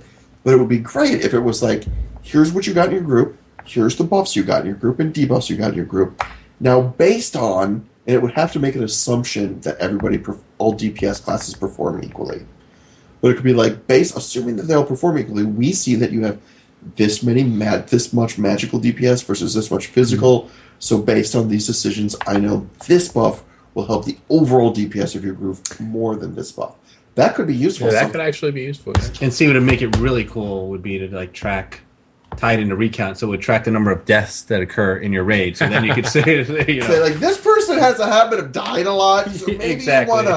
you want to double up their buff. prioritize, certain buffs. So I think Alejandro brings us the first really useful app suggestion that Darkbrew should program in his spare time. But in the meantime, you should be using the raid checklist. Raid add-on, checklist is just awesome. made by a hunter for hunters, and that's a great add-on to use. Also, and the flash-based wrist hair braiding, I would say. No, I think the other really useful one is coming up from Acdus, an app that will make us not see chat from classes other than Hunter. You remember that April Fool's joke where they were talking about in-game version of Gear Score, which they actually implemented, and which was phasing, which was the big phallus thing. Yeah, a big phallus, and it's phased, so that you can only see people who have as much or better gear Right. score as you, and they can't see you.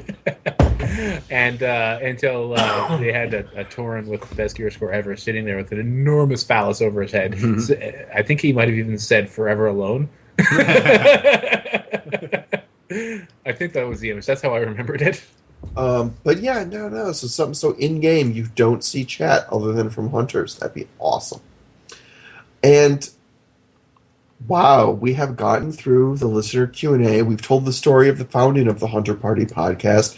We had Michele Morrow on until Frostheim drank her under the table. Hello. Who's that?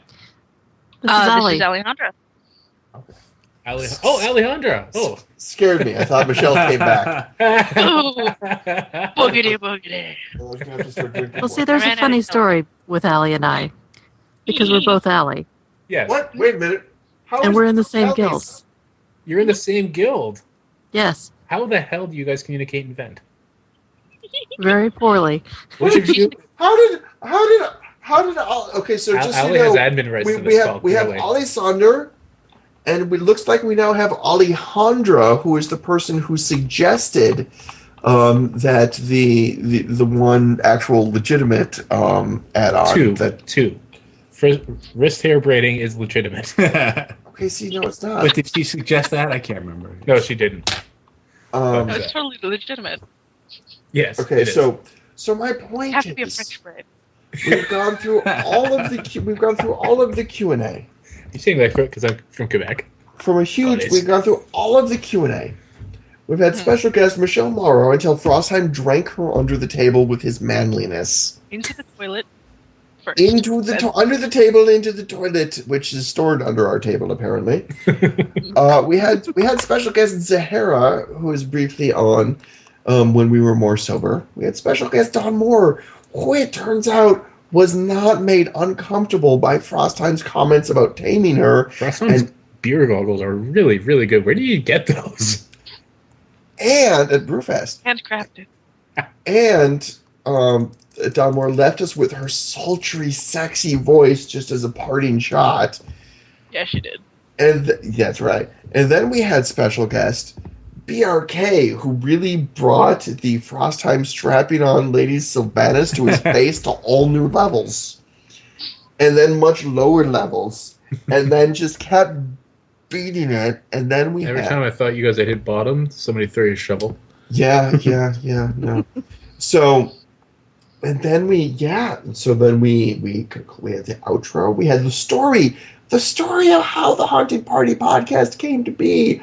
How the love of one hunter, one Canadian hunter, was like a miracle. It was like a virgin birth. Stop it. A virgin birth. Euripides gave birth to the Hunting Party podcast.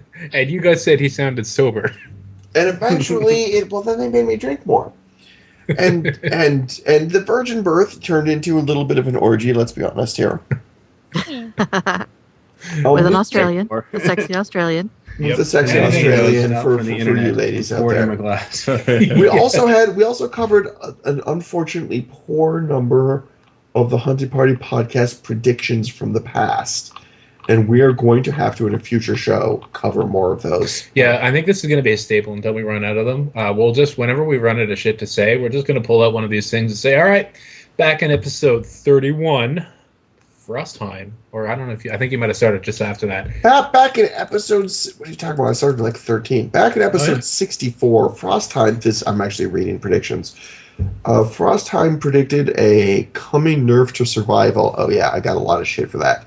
So I predicted this big nerf to survival, and then survival got this nerf, and then everybody said, well, it's not that they were going to nerf it, because Frostheim said it should be nerfed. It's the reason they nerfed it. Which is, so does that mean that prediction came true simply because of your platonic mental link powers with Ghostcrawler? No, that notion is recalculus. And if recalculus even. Recalculus, and if that were true, all of my predictions would be right, which we've seen is not the case. Yeah, but it's a nerf, and nobody wants to be nerfed. Yes. Least of all survival hunters. If you've ever actually tried to tame the ghost crawler, he hits you with the nerf bat. So you mentioned nerf, and he got all giddy, so we had to do it. So it's your fault. Okay, let me refer you to a ghost crawler quote. This is a ghost crawler quote from nearly a year ago.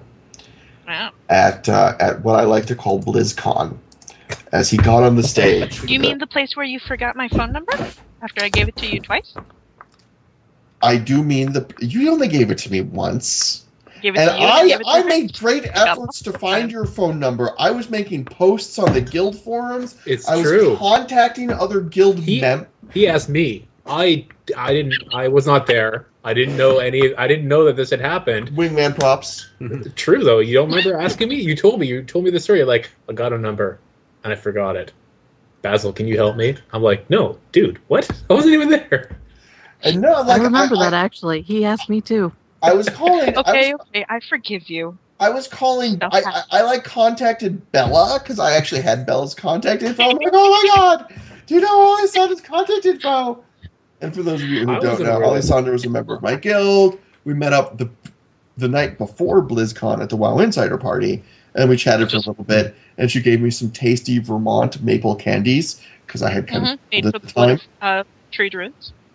I knew I liked you for a reason. Yeah. And then she's all like, "Oh, here's my phone number. We should get." I was there with Frist, also from my guild, and so we were like going to hang out later. So.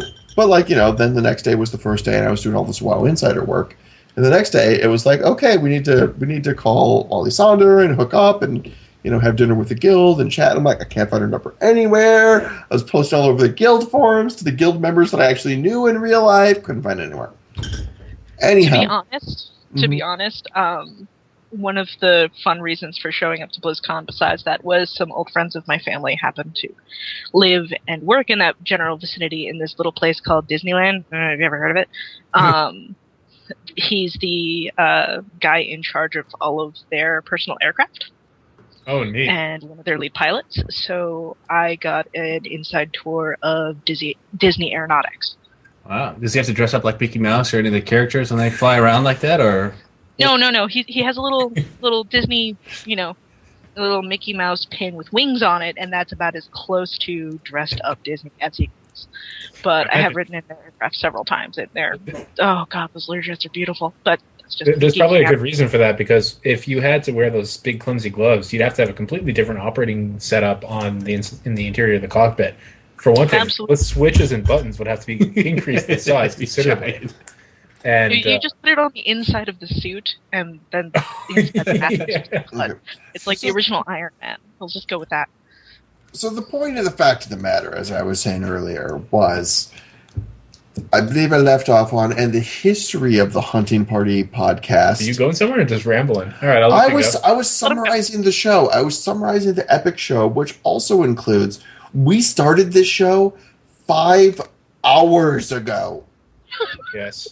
More than that, because we had the cables and all that. Well, we started the We've been show running 5 hours ago. longer. We were here doing pre-show before then. There was a lot of technological hurdles to overcome. But fortunately, gravity is no obstacle before the host of the Hunting Party podcast. And what the hell do we still have 60 listeners logged in for? I thought we No, we have 103. We have We love you guys. We have 59. We have 59 who actually registered with a name. But there's also the 72 guests.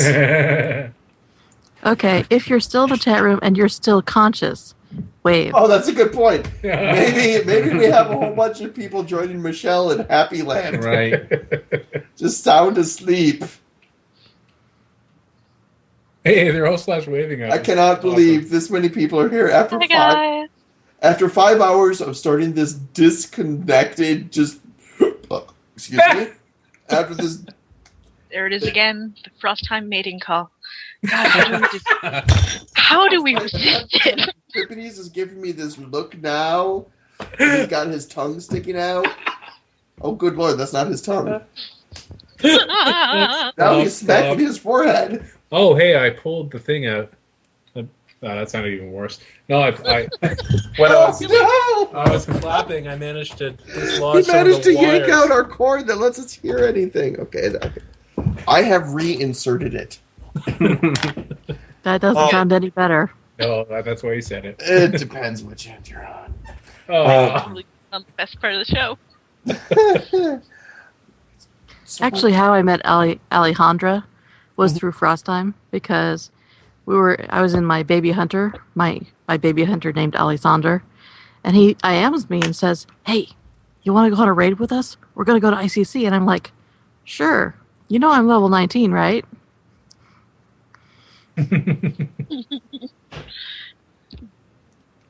At that time, I had been raiding with them in ICC, and I'm guessing we got mixed up Just a little bit. slightly. Alejandra, Because- Alexander. I think I Three mixed letters the of two the up names are the once. same. On that server, I had a little alt that I created on the WHU server, and I think I sent one of you a message when I meant to send it to the other one. It's always fun. Anyhow, so no, I was trying to sum up our 5-hour Hunting Party podcast 100th episode in-person drinking game extravaganza in preparation of concluding the 5-hour episode. Yeah, it's time for dinner. It is. We're all here. It's about time for us to hop in the car and start driving out to someplace to eat. Oh, yeah, not you. Oh, God. Why not just get delivery or find somebody in the Geek House who's sober enough, toss money at them, and then have them bring you stuff Yeah, back? We can that's- keep that's going. the thing. Yeah, where's Because the the only cat? person that the only Someone person find the cat. I just No, there's someone else in the Geek House here, but they can't drive stick and don't have a car of their own, so that's an issue. However, I do think it is time for us to bring the 100th episode, a century of Hunting Party podcasts, finally to a close. And, we did slip in here and there a little bit of discussion of hunters. Just a little bit. Just a little bit. Just enough to... I have one last question, though. Just enough to get us over the regulations. What was that? There's a question, did you say? Allie. Darkbrew and Euripides. What did you wear to the airport? Yeah. No, I ended up wearing what I wore to work. I had all these grand plans about funny things that I would do on the way here or whatever, and I ended up having a nightmare of a travel experience. I forgot to renew my passport. No! still let him in. Yeah, they still let me in for some reason. There was they have this policy where they will make an exception and grant you a... If you're Canadian, because you guys are just fucking harmless. Well, I certainly wasn't treated like I was harmless. It's just I had a very harrowing experience with U.S. Border and Customs, but I think the guy that was handling my case, instead of sending me back into the welcoming arms of the RCMP, said that, you know what, we do have a procedure in place for people that we don't think are any risk, and because it's the first time it happened and it's only a few months ago that it expired, we're going to let you through. So, and all of this was because I was so flustered the last couple of weeks with this brand new job that I have that I just haven't had time to plan out any kind of nonsense practical jokes to play on these guys or funny things to wear to the airport. On the 200th episode, I plan on wearing something. I'm going to see if I can get some sort of... You ever seen, like the dollar store, they have this like fake plastic hair wigs that are like for Halloween. I could get one of those made into a wristband, and that way, even though now we all know what each other look like, I can be easily picked out at the airport gate. Yeah, I had a pair of Groucho glasses, but TSA confiscated them. I'm not sure that they thought they were a threat, but I think the guy kind of liked them and said, "I saw him wearing them as they They do that sometimes. set me on my way." Yep. All right, so that brings us to the end of the post show of the Hunting Party Podcast, episode 100. Thank you for joining us, and dear Lord, the people who have stuck around with us for 5 hours. Amazing. We Yeah, have no I've been show listening without- this entire time. I just happen to have Skype on at the same time. So You guys- anytime you need somebody to talk more hunter stuff with you, I would be more than happy to come in and make some of Frostheim. Awesome. And Awesome. 5 hours He of, seems good at it. So. of random drunkenness. And you know what? We'll be back next week. Same time, same place. Hopefully all three of us. We'll see. And then now we're back to normal. Absolutely. So until next week, don't forget to pay your dues. Have a good one, guys. Later.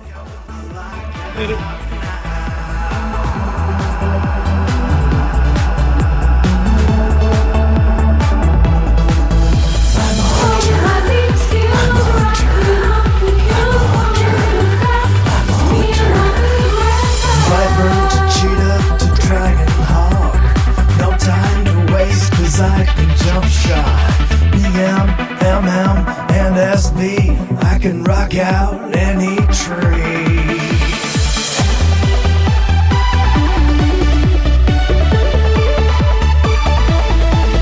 Never worried about my threat, cause I've got FD and misdirect. Catching loose mobs in my traps. I never miss, cause I am hit capped. Cause I'm the hunter, not the marked. I'm the fighter and not the spark. I'm the kiter, not the kite. I'll top the meters every fight. Mating and game dealing death. Just me, my gun, and my trusty bed. Now let's begin with Illidan, Osirian, and Kil'jaeden, Magdamar, Asgalor, Gruul, Cthulhu, and Razorgore, Onyxia to Ragnaros. Which one have we killed the most? Kel'Thuzad to Malagos. We even